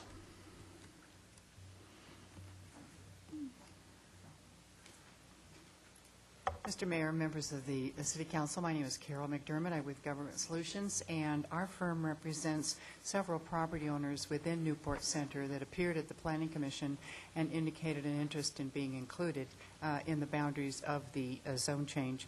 We certainly support the request of the Irvine Company and respect all of the quality development that has occurred in Newport Center, Fashion Island. But we had felt that there were some mistakes in the noticing at the Planning Commission. We understand that the Planning Commission felt that with the indemnification the company provided that there did not need to be any renoticing, and that our properties would need to be part of a separate application to be rezoned. And we understand that. But I would like to say that on behalf of 100 Newport Center Drive, John Hamilton, 850 and 856 San Clemente Drive, the Orange County Art Museum, and 2071 to 2095, 2101 and 2131 San Joaquin Hills Road, and 2161 San Joaquin Hills Road. The first being owned by Burnham USA Equities, and the second by John Hamilton, that they would like to support the plan, they would like to be included, and would like to work with the staff on a separate application, and hopefully, given the fact that it is the city's objective to broaden the PC and to include as many properties as possible, to unify everything together, we would respectfully request that we be allowed to work with the staff and have you agree to initiate that zone change to include these properties. In the meantime, I would just also add that on behalf of John Hamilton, he's had discussions with Dan Miller and the Irvine Company requesting that square footages not be allowed to be transferred into Block 100. And I'm under the impression that if we were to request that revision, that the Irvine Company would agree to it. So we respectfully request that square footage not be allowed to be transferred into Block 100, and we would agree with every other aspect of the zone change with that one exception. So we'd appreciate the Irvine Company's response on that and respectfully request your approval. Thank you very much. Okay. Any other? And let me just say that I would like to submit the correspondence that we have submitted on this in the past and just have it made available for the record. Thank you very much. Okay. Any other comments? Okay. Seeing none, I'll close public testimony and bring it back to council. Councilman Curry? Can I ask Mr. Miller, is that an accurate depiction of your position on the 100 block?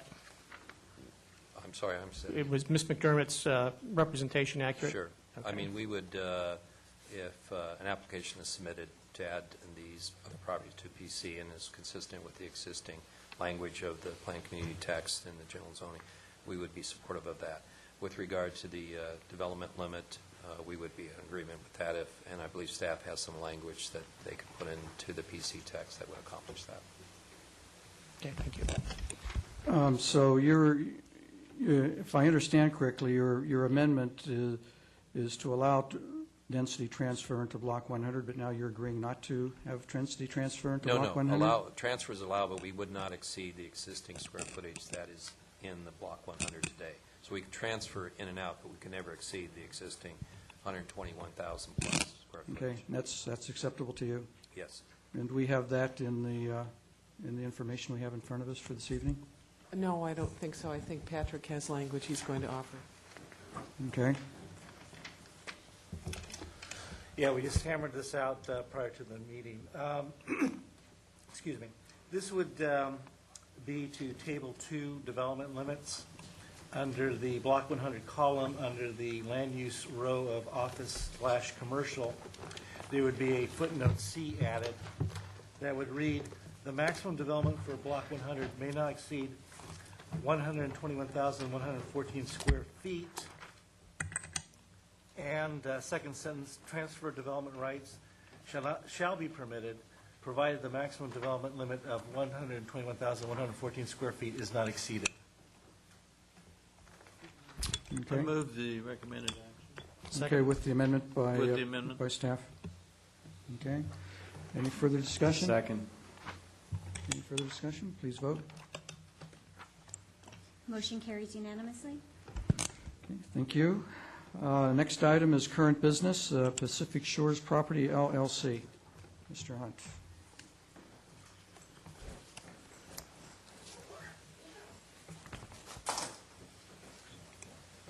Actually, I believe Janet will be making the presentation. That's what I'm hearing from Mr. Hunt right now. Let me Okay. Council, this is a return of the resolutions to document your decision with respect to Pacific Shores' appeal of the hearing officer's decision regarding their reasonable accommodation request. We have prepared the proposed resolutions. Ms. Brown is available to address those, and we're here to finalize that determination as you directed us to. Thank you. Good evening, Mr. Mayor, members of the council. Per your direction at the last meeting on October 27th, staff prepared resolutions reflecting the action that you took. That was to deny the applicant's appeals for request numbers 1, 2, 3, and 4 of reasonable accommodation number 2008-001 and sustain the hearing officer's decision. Those resolutions are attachments number 1 through 4 of the staff report that you have. City Council also considered an amended request submitted by the applicant on October 23rd, which included a request for a maximum occupancy of 12 residents in each of the Orange Avenue dwelling units. This request also included a statement that Pacific Shores has submitted an application to ADP for a treatment facility of 6 or fewer residents at the Clay Street dwelling. Facilities licensed for 6 or fewer residents are permitted in any residential district in the city, so therefore it's not necessary to include this particular facility in the reasonable accommodation request so long as Pacific Shores does obtain that license. Council granted this modified amendment to the appeal based on certain specific conditions.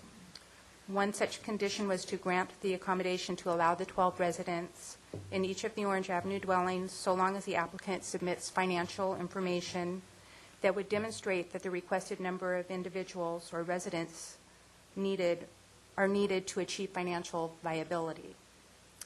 That information was required to be submitted to the city within 10 days of the adoption of this resolution.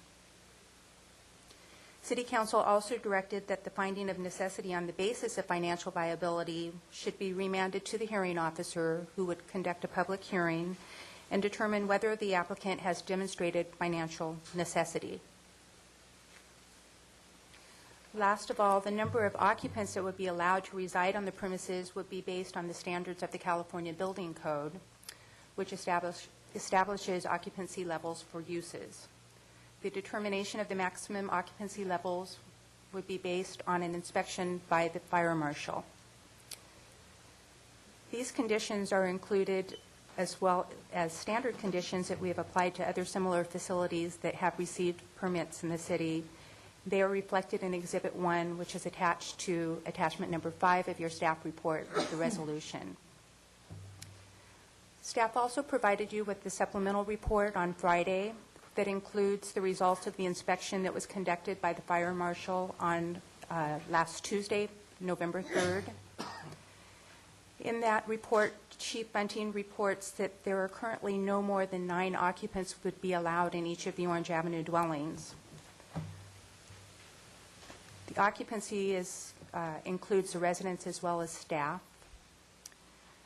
He did state that if the direction of a door swing was changed on the 492 Orange Avenue dwelling, which is on the corner of Orange and Clay Street, that dwelling could accommodate the 12 residents and resident manager. There were also some other minor modifications that would need to be made. The other dwelling on Orange Avenue currently has only 1 exit and therefore could only accommodate a maximum of 9 occupants. However, if they were to find a way to add a second exit, which wouldn't be impossible to do, but difficult, and if they obtained the proper permits, made the other minor modifications specified by the hearing marshal, this dwelling could also accommodate 12 residents. So in conclusion, we recommend that you adopt the resolutions that we've presented tonight, and that concludes my presentation. Okay, any questions of staff? Councilman Henn? So on this 492 and a half where they need the other exit, somebody's looked at that and it looks like there is a feasible solution?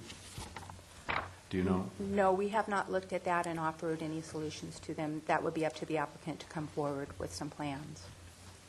Okay. Any other questions? Thank you, Janet. Okay, we'll open it for public comment with the council's concurrence on this one. I'm also going to limit comments to 3 minutes each.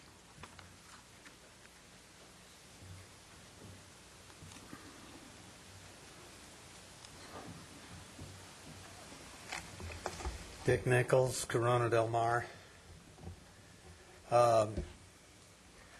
This seems to be a giveaway, and it also opens up this idea of reasonable accommodation to every group home in the area so that it could be used as a means of expansion throughout the residential areas that would greatly increase group home activity within Newport Beach. We started out by asking for a California ADP license. And we said that if you didn't have a California ADP license, there was no way of showing that you weren't a group home that really was just like a hotel. And that would be commercial into residential, and so that would not be allowed. So unless you had a California ADP license, you weren't going to be allowed in residential at all.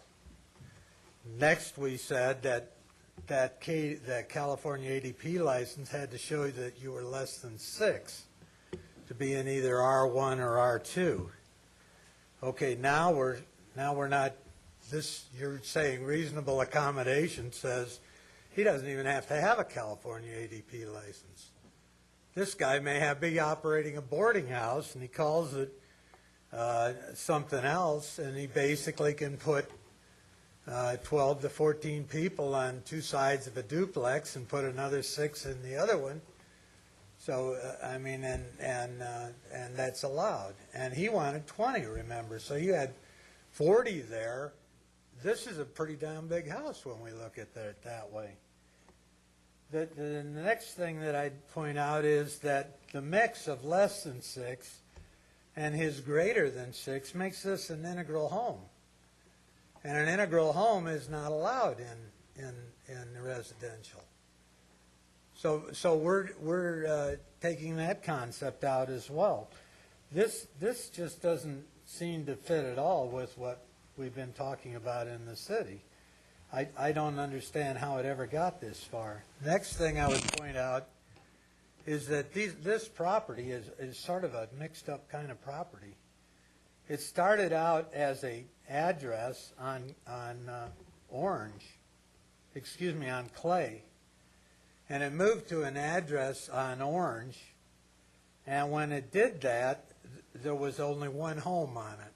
And I guess a second home was built, and so what the Planning Commission saw was, the planners saw there were 2 homes there now, So issuing the numbers 492 and 494 for those homes is appropriate.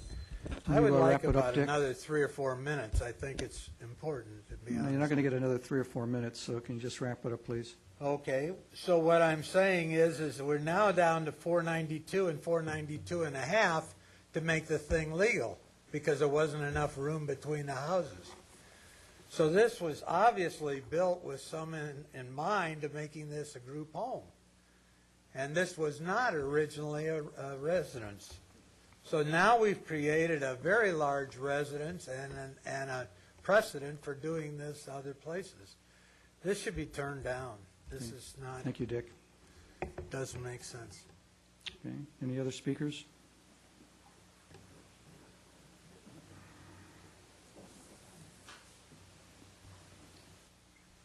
Good evening. Laurie Morris, West Newport. I know we're all tired, but this is an important issue.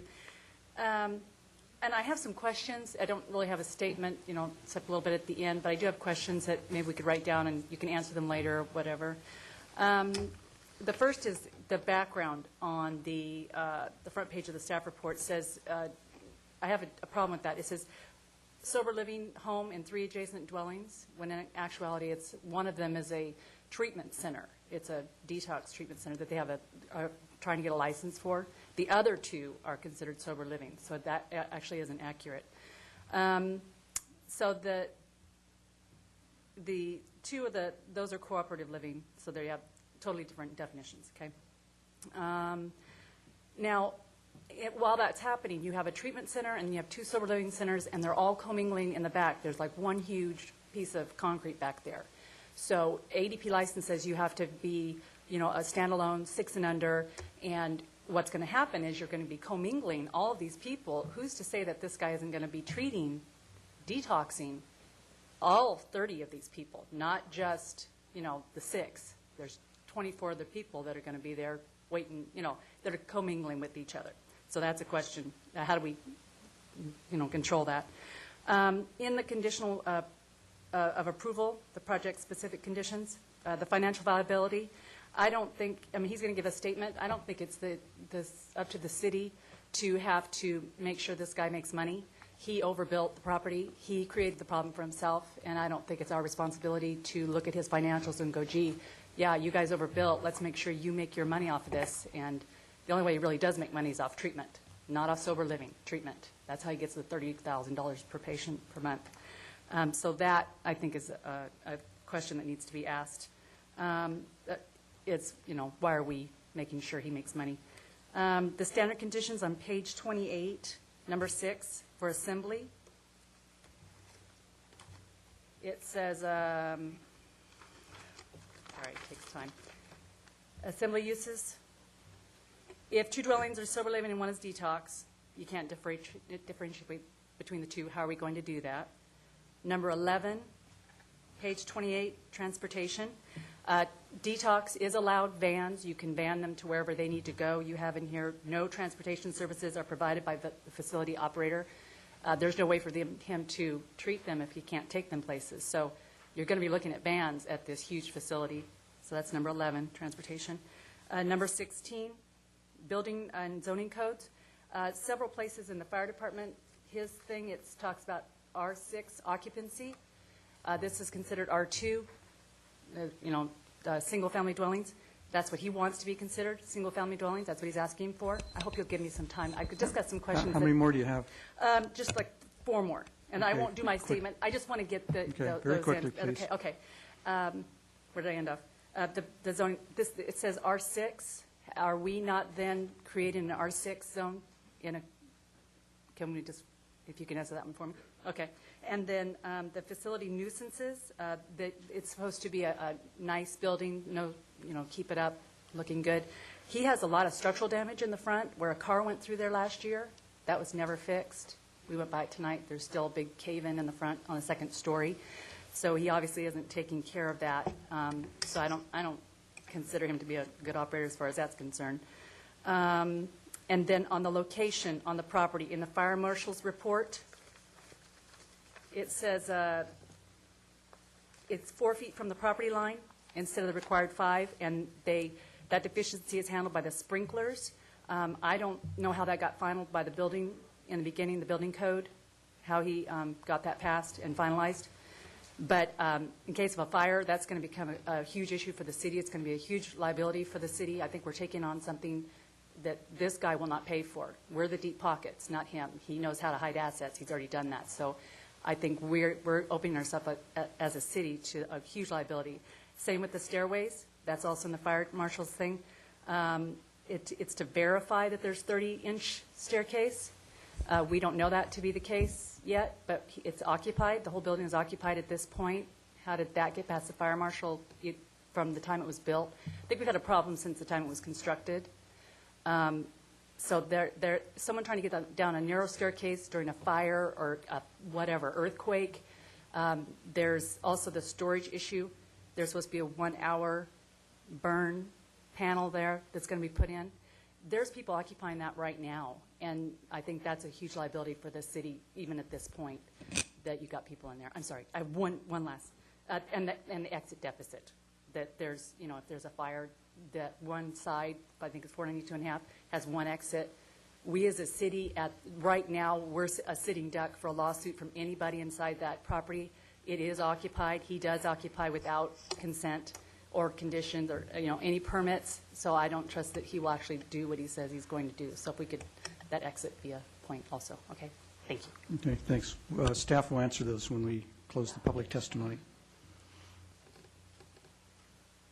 Hi, Cindy Kohler, West Newport. You're going to get lucky because they've just both covered almost everything for me, so that's good. I just would like this all clarified for the people at home because this has been a long process with this property, and it's kind of convoluted. It's what it seems like to me, so I can imagine what the people at home are thinking about this. What I want you to keep in mind also is he is saying that he is going for this license for a 6, but he advertises on his website also sober living. Well, you don't make your money in sober living. And he's commingling all of these with the pool, like Lori said, in the back. Who's to determine what's happening on this property? I mean, I see what happens in code around my home. Who's going to be responsible for following all of this and watching what this operator has done? Because in the past, obviously, he's gotten away with murder as far as I'm concerned. I don't know how this place got permitted to be occupied before all the deficiencies were handled. Who in the fire department said, okay, you can move in here, and he's operating right now without a license, and he's offering treatment. So why would we approve this tonight with an operator like this? I understand he wants a reasonable accommodation, but what I think he's asking for is far too much, and I think the city's bent over backwards trying to accommodate this guy. And I feel, like Lori said, that we're putting ourselves in a situation where we're being set up for a lawsuit because right now we're culpable for everything that's there. If someone gets hurt, it's us who's going to pay. So I hope you consider those points. Thank you. Thank you. Any other comments? Okay, seeing none, I'll close public comments. Mr. Kiff, someone going to answer all these questions we had there? I may ask Ms. Brown and Mr. Hunt to assist me with a couple things, but I think I can handle a number of them. We start with some of Lori Morris's questions.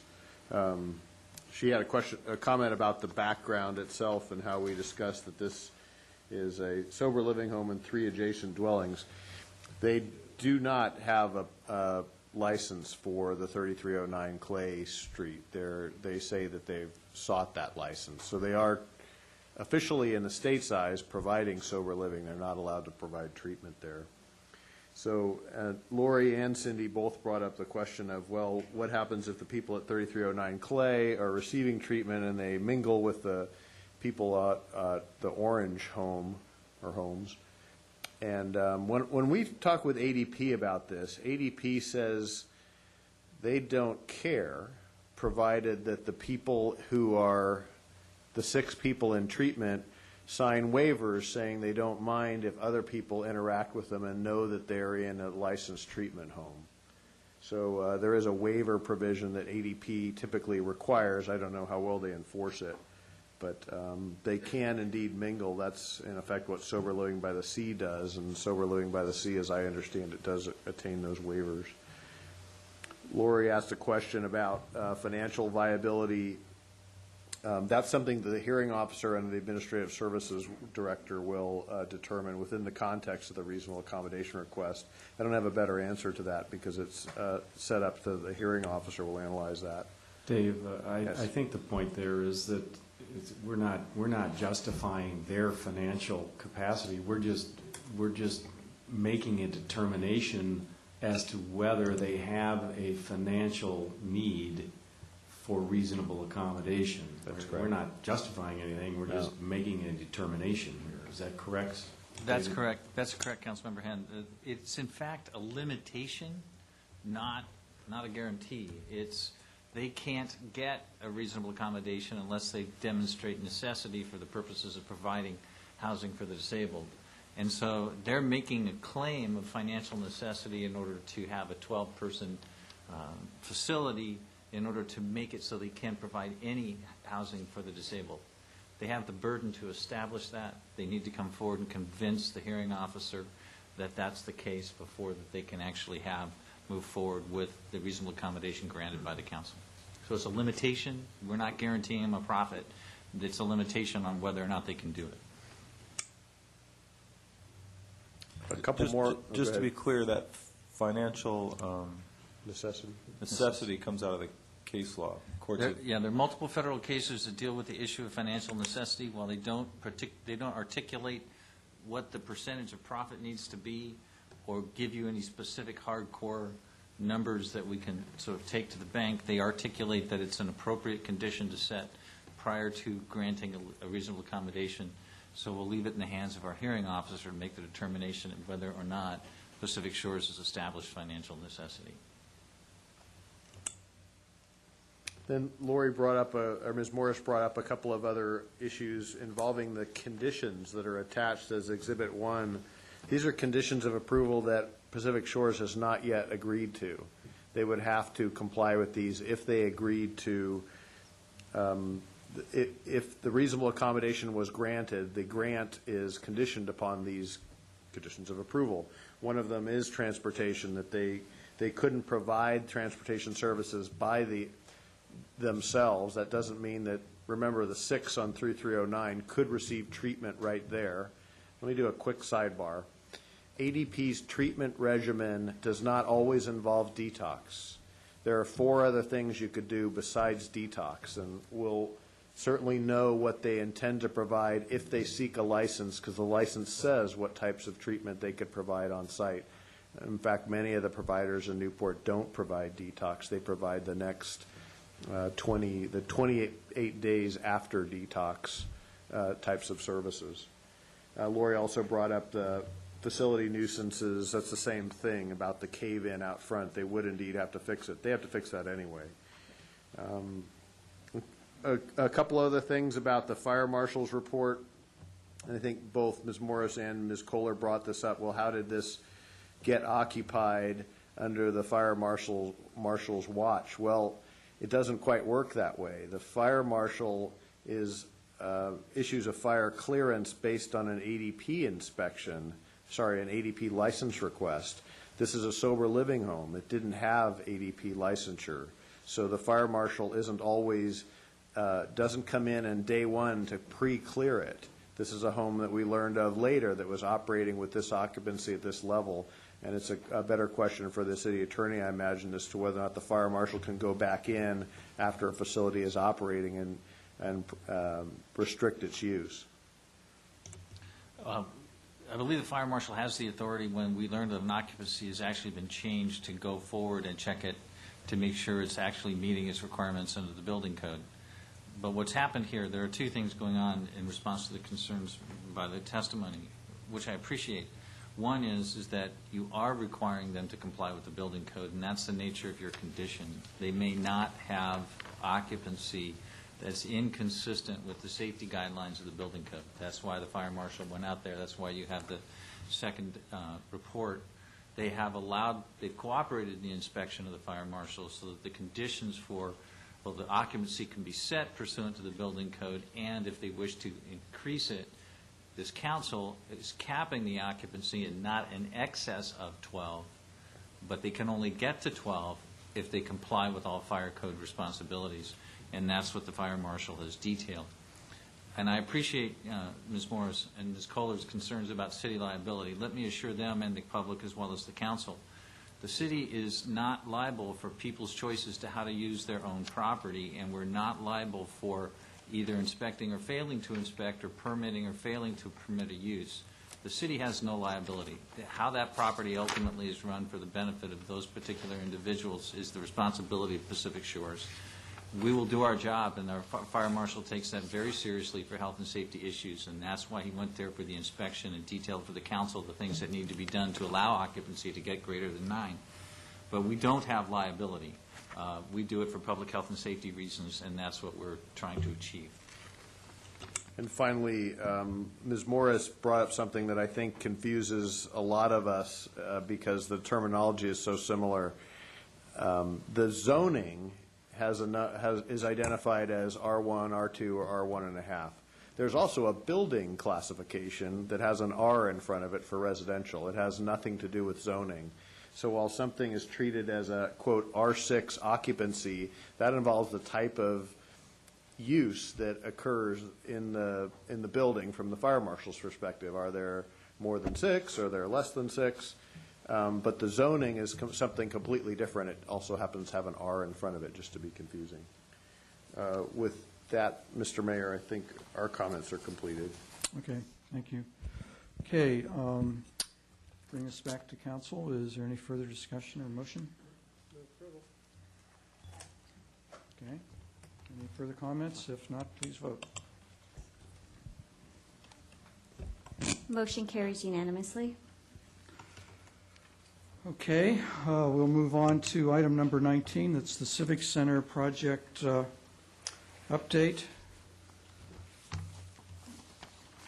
Mr. Kiff, are you going to Mr. Mayor, I'm going to take a quick moment and set up a PowerPoint again. I know it's late, but this is a short one.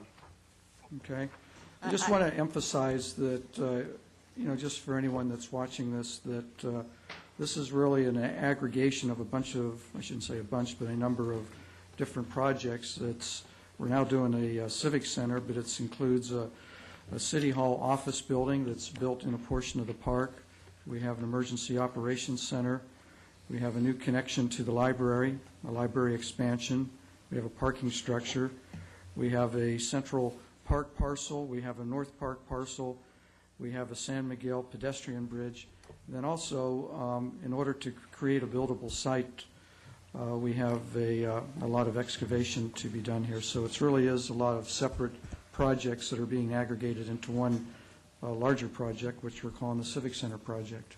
I would also, I got a phone message after our last meeting saying we were all so dour and unhappy about this that if we felt this miserable about the project, we should just junk it. So I think we should let some of our enthusiasm show tonight. Okay. Good comment. Mr. Kiff. Thank you, Mayor Selich and council members. Mayor Selich just went through my first slide for me, so that's great. This is not just help you out. I appreciate that. This is not just a city hall. So I'm going to quickly go through some design drawings, remind the public here and the public at home that the architects, both the landscape and building architect, will be here at our next meeting on the 24th. And what the mayor asked and what the council's dialogue has been, both at the last meeting and this meeting, was, well, let's look at it in advance so there's not a lot of surprises on the 24th, and specifically with an eye towards funding. So I'm going to buzz through these slides fairly quickly. This is the library addition on the first floor and the second floor. This is the EOC as it's envisioned. People talk about it being a bunker. It really is sunk below the civic green, although it's at the level of the first floor of the library. And this is another diagram of the EOC, and we'll talk about that in a moment because the council's direction last meeting was to change this. This is what the parking structure looks like. North Park, see the big area of the dog park there. The Central Park, this is the central portion of what I call the Central and South Park, just to be really confusing. This is the wetlands area here, the bridges. This is the bridge over San Miguel. Finally, the south portion of this, I don't know why I came up with those things, which has the city office building, the council chambers, the community room we'll talk about momentarily, and again, the parking structure. You can see the entry here is off of Farallon.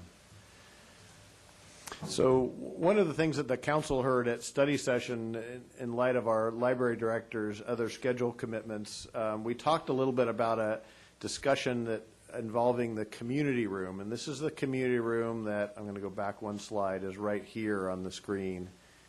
And there's a interest by the Library Foundation and others to make sure it accommodates a large amount of people. This facility shows 300 people sitting there with the doors open on the sides. These are large folding retractable doors, and also can have that capacity on the back, but the focus is on the side. If you closed all the doors, it'd have a seating capacity of 275, not 300. So one thing that I'm going to start now to get into what the council's direction was last time. You guys, you folks talked about maybe seeing what a combined council chambers and community room would look like. And when I first saw this design, I thought it looked pretty goofy too. This is a sketch of eliminating the council chambers, which would have been here, and combining those functions into the community room, still under the roof. And we talked with the architects about, well, what is this kind of growth off to the side? Well, it's the restrooms for the whole building that have an exterior exit, because those are also the park restrooms. It's the TV edit bay. It's the closed session conference room. They actually didn't think this would work that badly. They were more surprised that it actually would function, because this is one story. The rest of it is 2 stories. So they say when you see the look at that from the side, it's different. This is a side look, actually without that building in front of it, but you get a feel for how they propose stepping it down, so still accommodating the larger seating, still making it seem like a council chambers, but I think the dialogue you folks had here this afternoon was maybe it doesn't work well for either function. So this was the sketch they came back with. But the seating doesn't look that much different than the original, in a sense. I mean, it's still theater seating. It's still theater seating, it's just stepped now. So there's a flat area, which arguably you could pull those. I guess we'd have a discussion about whether those are movable seats versus fixed seats. But you're saying it's not much different than the community room was originally structured. Is That's that what right. You're saying, Nancy? Yeah, other than the stadium orientation of it. I had that discussion, and this may have been in your minds too, council members. We talked about, well, what if you just made the council chambers larger and stretched into here? And they looked at that too, and they said, well, you're not going to get the cost savings you were interested in, because aren't your cost savings by significantly reducing square footage? And that alternative, which isn't shown because they didn't do a sketch of it, doesn't significantly reduce the cost savings, because then you just have this big gap here underneath the roof. Yeah. So now, okay, so did the sale go away? In this version, the sale goes away. I'm for it.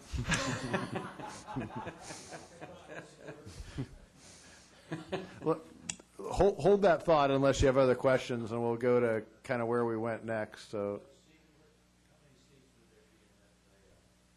I think there's about 300. Yeah, it says in sketch print there of 300 seats in that layout.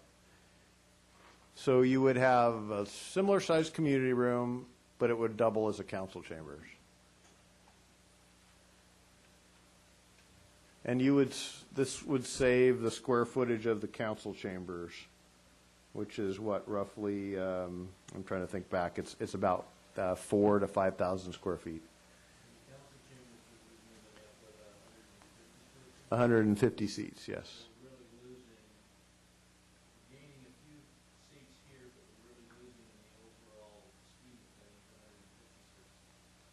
Yeah, if you were to operate these 2 buildings together, you would have, well, 275 or 300 here and 150 here, and you're moving that into 300. So Dave, because the council chambers is being eliminated, is there a number associated with that? Or? Yeah, you could do roughly a $500 a square foot amount, including that includes some of the added costs. So if maybe Mr. Badum will do the math for me as we talk there. But, okay, yeah, you're talking about $2.5 million. Maybe for the later part of the Yeah. discussion, just some Okay. sense of what the dollar difference is. All right. We have our friends from CW Driver watching at home, and I'm sorry, this continued the discussion we had this afternoon, just to get an image of how much what the attendance is like at the Distinguished Speakers Lecture Series, so I can buzz through this unless anybody has any questions on it. And then what I'm going to go next to is sort of where you left off last week, and I came up with a spreadsheet that is before you. It was added to the packets, and this is a proposed scenario, a suggested scenario I called it, that comes in at about $105 million, and that's fully loaded, so that has the soft cost markups and and then it also has the what we call above the line markups related more to the design and the construction than things that are outside of the design and construction. What this scenario envisions is you relocate the EOC to the basement, so you save about $2.2 million there in hard costs. So remember, for every dollar you save in hard costs, you save another 50 cents on top of that in the soft costs.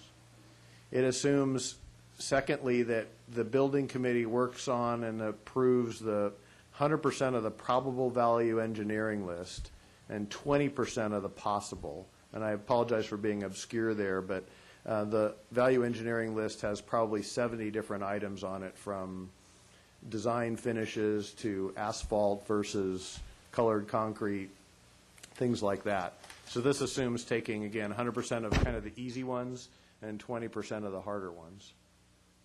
And then it also assumes, in the possible savings scenario, it says that we get about 70% of the dirt taken away by someone who takes it at their cost.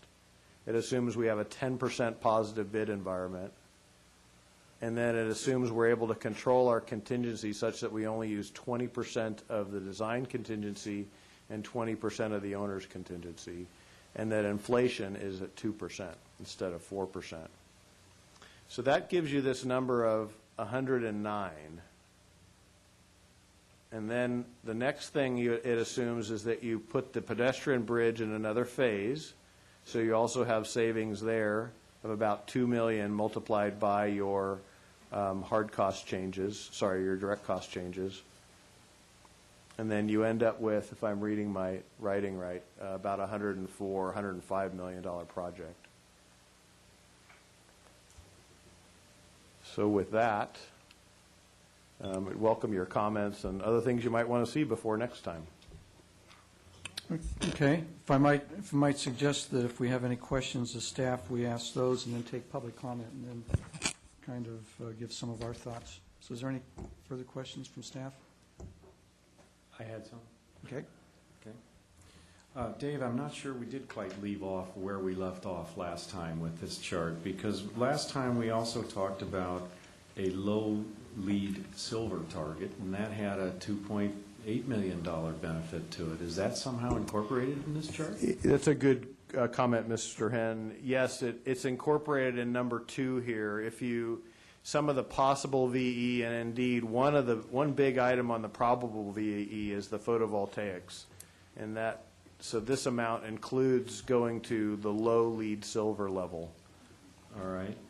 And then another thing that we talked about last time that I don't think we were conclusive about was the possibility of phasing the library expansion. Not the bridge, not the connection, but the library expansion.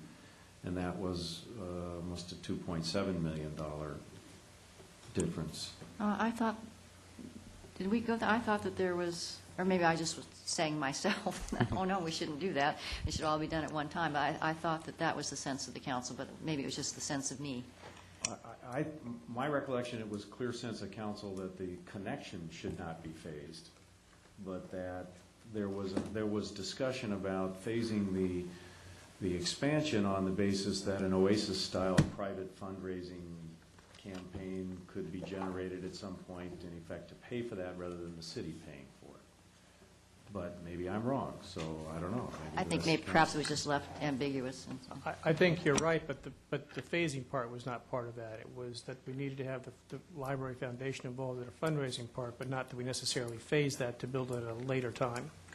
Well, then there's still then a financial benefit associated with a fundraising campaign.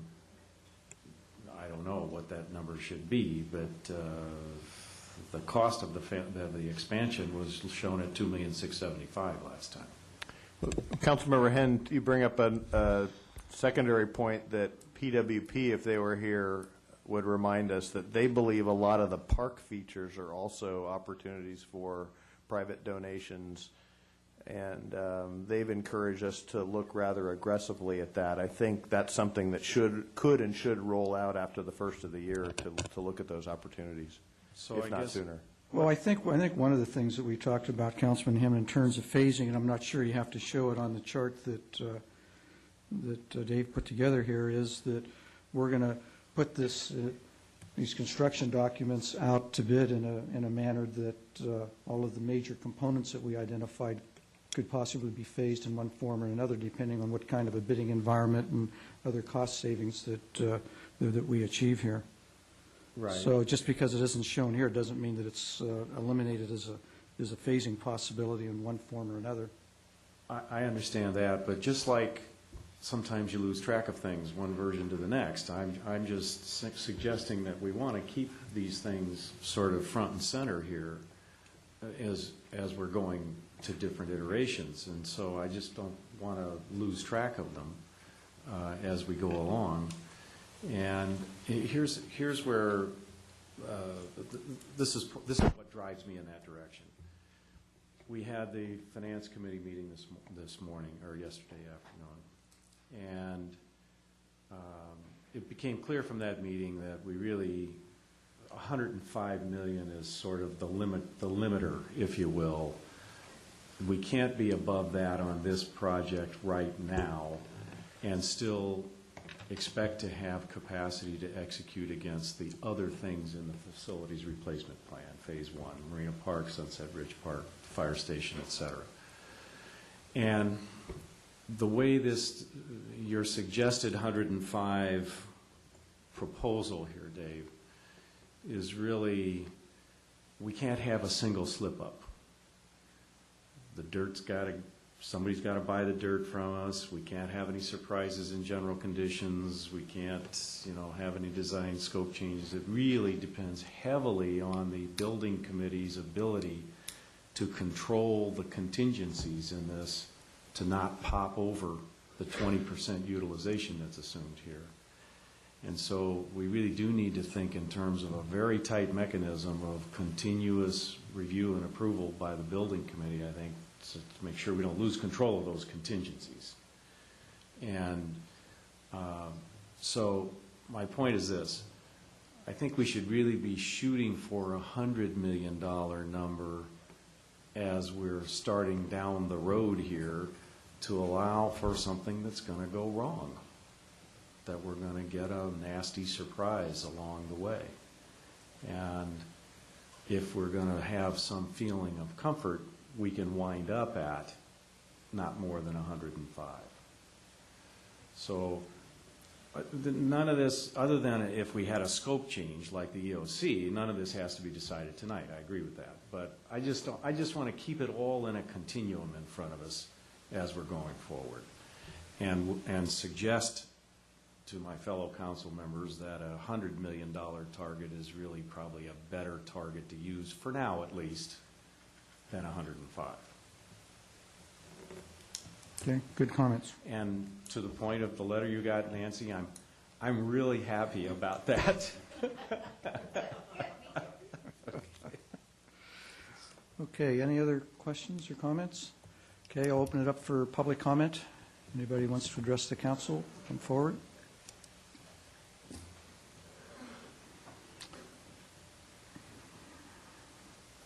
Matthew Goodorf, Corona Del Mar. Since I was already here, I figured I'd add a comment. I understand LEED Silver is, as a LEED accredited professional, it's a good goal. I'm happy to see that the council would try to achieve LEED Silver. I understand that photovoltaics may have to be eliminated as part of the budget constraints.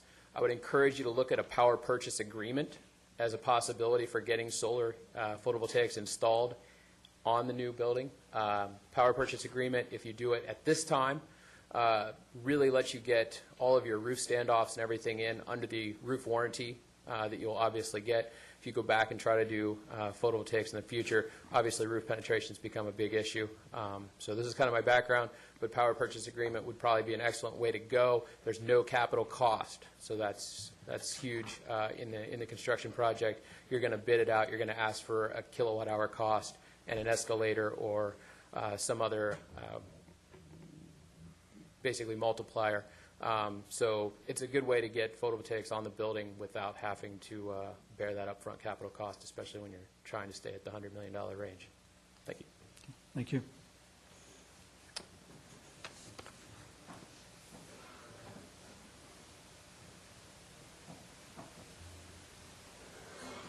Gary Allen, Corona Del Mar. My comment tonight was because I couldn't be here at the last meeting because of a tragedy in my office where my partner died. But I wanted to be here at the last meeting, and I just wanted to come and tell the council how much appreciative the people in the neighborhood where I live are of all the hard work that you've done and all the hard work that's been done by the designers to accommodate the associations that look over this project. And we want to wholeheartedly endorse the non-phasing, which was punctuated and publicized in the Daily Pilot by one of your members who spoke up and said, no, we're not going to do that. And we feel very, very strongly that we not phase the project in the section that's below San Miguel, that park get built along with the City Hall at the same time. And I know the council supported that, and I just want to let you know that everybody in our neighborhood really appreciates it. The neighborhoods in the adjacent areas do. And I say this without any rancor or bitterness, but we don't want the savings in the City Hall built on the back of the residents who live across the area. And I know that money's a problem. I mean, I didn't realize that. Things just keep going up in price all the time. But I just think that we've got to really hold the line and make sure that this thing gets built as the residents want it, and it does become a City Hall and a park, and not just a City Hall and a library expansion and a parking structure, and we don't have a park. Thank you very much. Thank you, Barry.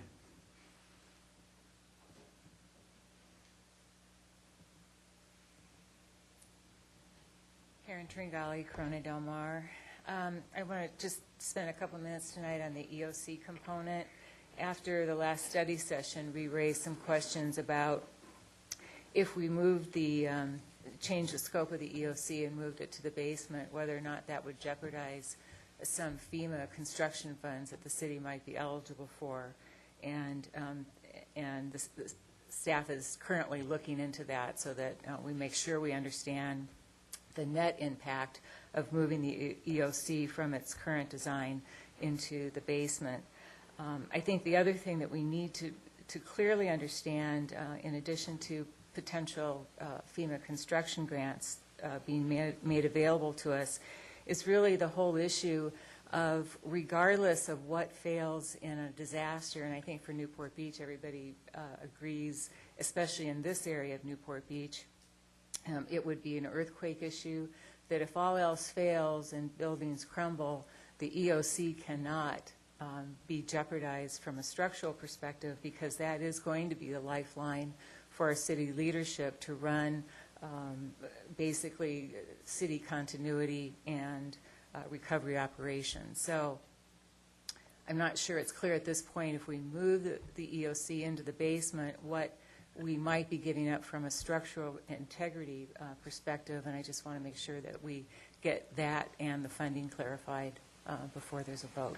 Thank you. Thank you.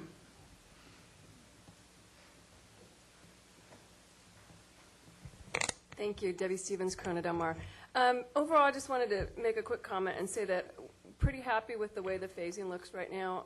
This is City Hall in the park, and really happy to see that that continues to be the goal of this project. Also support the grading that's being done and the protection of the view plane. So keep that part up. Thank you.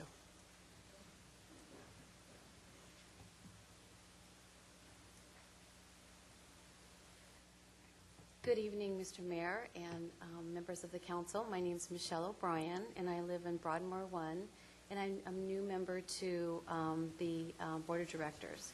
And I just wanted to thank you all very much for your commitment to maintaining the view plane. Thank you so much. Thank you.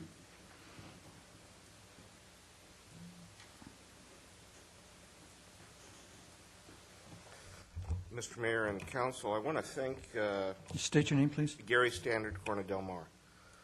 I want to thank the Council, the City Manager and staff. I have been watching the proceeds. I've been involved. My interest has always been on the EOC. And if I could wave a magic wand, we'd build it all and should build it all. I think all of this is something this city deserves. I'm a volunteer to a group attached to the Newport Beach Police Department called RACES, the Radio Amateur Civil Emergency Service. Quickly, we're created by the FCC and we're attached to municipalities, and since the early 80s, RACES has functioned to provide backup and emergency communications to the city police department, fire department, and other city agencies. We take part regularly in drills within the city, in mutual aid with the other cities and with the county. And in that role that I have as Chief Radio Officer, I am involved. I'm in other EOCs at the city and the county. And the real concern I have, I understand the budget, so I won't go there, is when we have a big major earthquake, the integrity of a room in the basement and our ability to function in that room with a big shaker. And the concern that of safety of our people, of the city staff down there with aftershocks, not being a hardened facility. It's not a bomb shelter, but there are standards, FEMA standards and state standards that dictate what an EOC is. And just the consideration of when we need it, we're going to need it, and the reluctance of anyone to want to go down there with aftershocks in a basement. Appreciate the consideration that you all have given us as we brought this up and looked at it, and thank you. Thank you.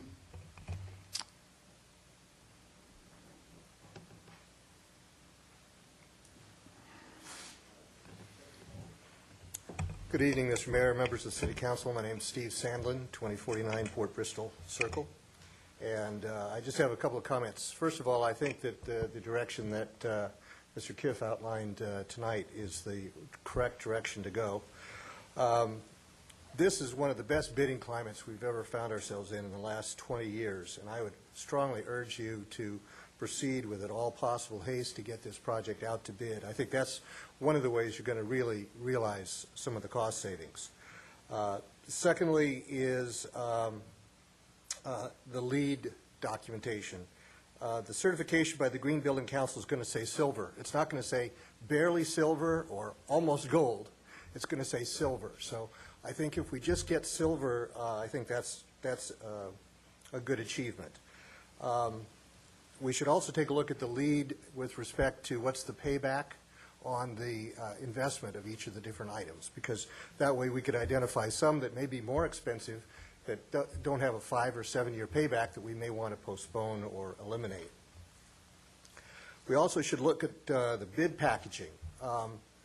Parking structure comes to mind as a good bid package.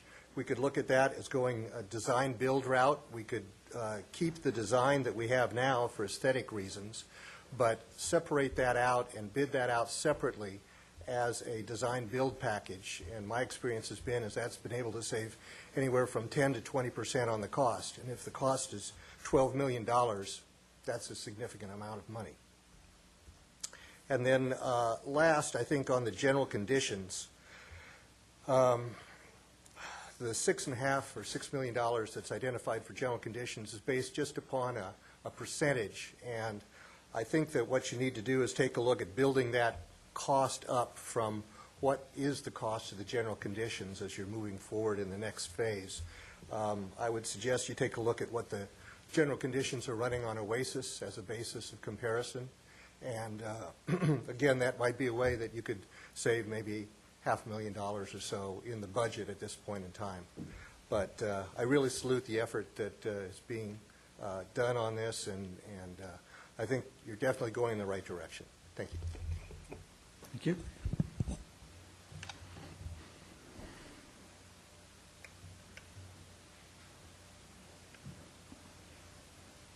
Good evening, Mr. Mayor and members of the council. My name is Rush Hill. I have had the opportunity of serving as part of the Design Review Committee on the City Hall project, and I would like to share a lot of enthusiasm and excitement for moving this project forward to this point in time.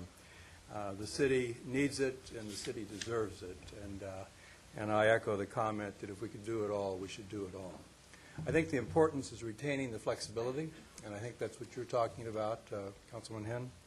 And I think that it's important to reemphasize that you're not here tonight to approve this project, you're not here tonight to approve the budget for this project or expend the funds. You're here really to discuss the need to move the project from the design phase into the construction document phase. And what's a very important part of that phase is the method that those drawings will be produced to allow for the flexibility in the bid packages. And with the bid packages, you'll be able to, right up to the very last minute, to the award of the bid, to make the decisions based upon the funds that you have available at that point in time. You may only have $90 million at that point in time if we see another turn in the economy going down. You may have $125 million if you see a turn in the economy going up. You may not receive a 10% benefit from the bidding climate, but a 25%. Just today, we analyzed numbers of a project that was being re-evaluated in today's market, and we recognized a 24.7% savings over the previous numbers.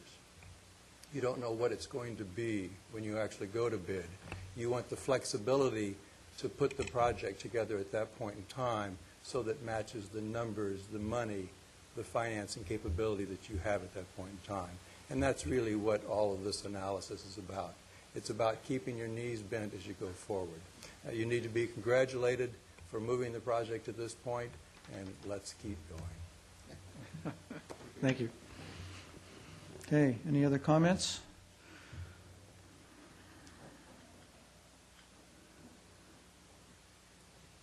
My name is, again, the same, George Jeffries, and I'm here to talk to you about what appears to be a moving target as you make changes and modifications in your proposals for this development. But one thought did cross my mind, and it involves the library, which I did not intend to talk about tonight. But there's a backstory. I'm a former trustee of the Newport Beach Public Library.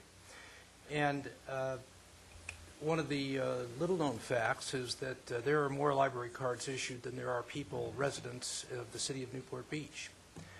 Another unknown fact is that there are more non-resident card holders than there are resident card holders. And one of the grave concerns that I have because of the serious traffic problems and parking problems that the library is experiencing is not necessarily the non-residents, but the use of the library by students as a study hall. These may be people with or without library cards. They're not there for the purpose of using the library services or the library facilities, except for the fact that they come early in the morning with their computer and their study books, and they take up space, and they take up parking space. And as we look at the library, proposed library expansion, my concern is that those spaces that are dedicated for expansion appear to me to be for passive use of children and those people who might want to use the library as a study facility. Those people are going to be the people who are going to be in parking spaces for lengthy periods of time. I think that though I am a foundation member of the library, I'm a major supporter of the library, I'm an active user of the library, and I love the library and the project you're doing, that library expansion and its justification is subject to further examination in the context of these actual needs. If they don't need it for actual services, if they don't need it in order for storage of books, there's a nice question as to how needed it really is at this point in time. I've never seen the children's room filled with people, and so I really wonder at this time whether or not that is an actual need for the city. Thank you. Thank you. Any other comments? Okay, seeing none, I'll bring it back to council for discussion. This is not an action item on our agenda this evening. However, the building committee is going to be meeting either Friday or Monday. I'm not sure if we ever got that settled or not. But, pardon me? But, okay, we'll work that out later. But I think there's two things that we could use some direction on from the council, and that is the EOC in the basement, and then the issue of the combining the community room with the council chambers. I'll just weigh in on the council chamber community room issue. I think that trying to combine them, you don't get either. You create a hybrid that doesn't really serve either function well, and I think that from my standpoint that we should keep them as two separate facilities. I just don't feel that the combined facility really works that well. It's not a meeting room and it's not a council chamber, and I think would be better served in the long run to have a separate council chamber and a separate community room. I guess I'm still not completely convinced that we actually need the community room. There's certain things that maybe it's nice to have everything sold out. Makes it seem very select and exciting. And I know Cynthia suggested that as soon as we build it bigger, that we'll have more people, but I don't know that that's always the case. And that there's a certain cachet about the exclusiveness of having 200 seats, and you don't got to get your tickets fast and everything. Okay, Councilman Curry? Well, I think I would agree with Councilmember Gardner. You know, there's no law that says that the library lecture series actually has to happen at the library. We're going to have new meeting space at Oasis. We have great meeting space at the Newport Coast Community Center. We have hotels that can, serve dinner to 400 people.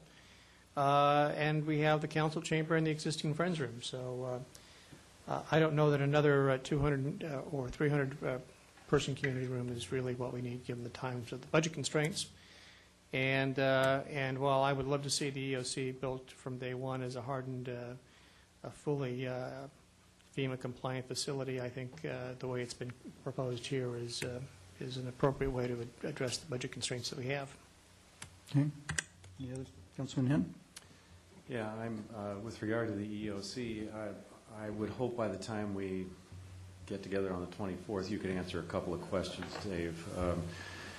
One is, are we sure it's feasible to put it in the basement of that building? We had a lot of mechanical and we had a lot of other stuff going on down there. Maybe you've already determined that it is feasible, but I'd just like a great sense of confidence about that. And then secondly, some sense, and I don't even know how to cast this question very well, some sense that of how big an earthquake the design of that building that it would go in the basement of is, what's that designed to generally? And I know there's sideway motion earthquakes and slip, all that stuff. I understand that, but some sense of that so that we get a feeling for it. It is a bit of a misnomer to call it the basement of that building because there is ground level egress from that where that facility would be located. It's really a first floor location more than it is a basement as far as I'm concerned. But so if you can answer those questions with confidence by the next time, that'd be great. I too am skeptical about the need for the community room. To me, it looks like our existing Friends Room is being programmed at a level of roughly 50% of its capability. And now we're talking about more than doubling the capability by adding a 300-seat community room.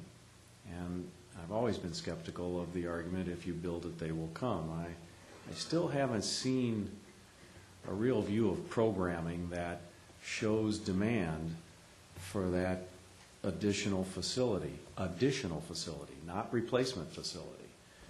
And I'm especially skeptical of doing cooking schools in that facility. I've been to a lot of cooking schools. I know what goes on, and a public facility community room I don't think is the right spot for a cooking school.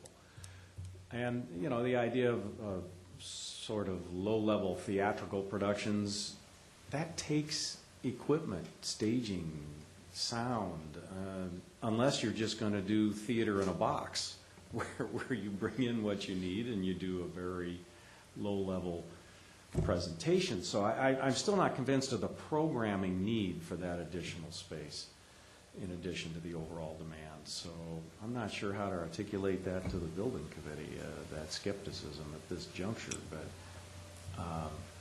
I'm wondering. I think the more critical issue for us is, and I'm getting the feeling that it isn't the decision isn't whether to combine the community room with the council chamber or not, as to whether to have the community room at all. But that's really the issue here. But if you don't have the community room, then what do you do with that space? Well, that's why the building committee has to meet and talk with the architects. But my point is, I'll say one thing, that I think that to some degree the original design they have has been compromised, because we had an original community room that was smaller and they pushed it out into the entry plaza more, and in my estimation it compromised the design somewhat. So it would be interesting to see what their reaction is to take the community room out altogether and how that would affect the design. Might open up some other possibilities. yeah, but I think don't you end up with substituting the council chambers where the community room was? Don't you sort of end up there anyway?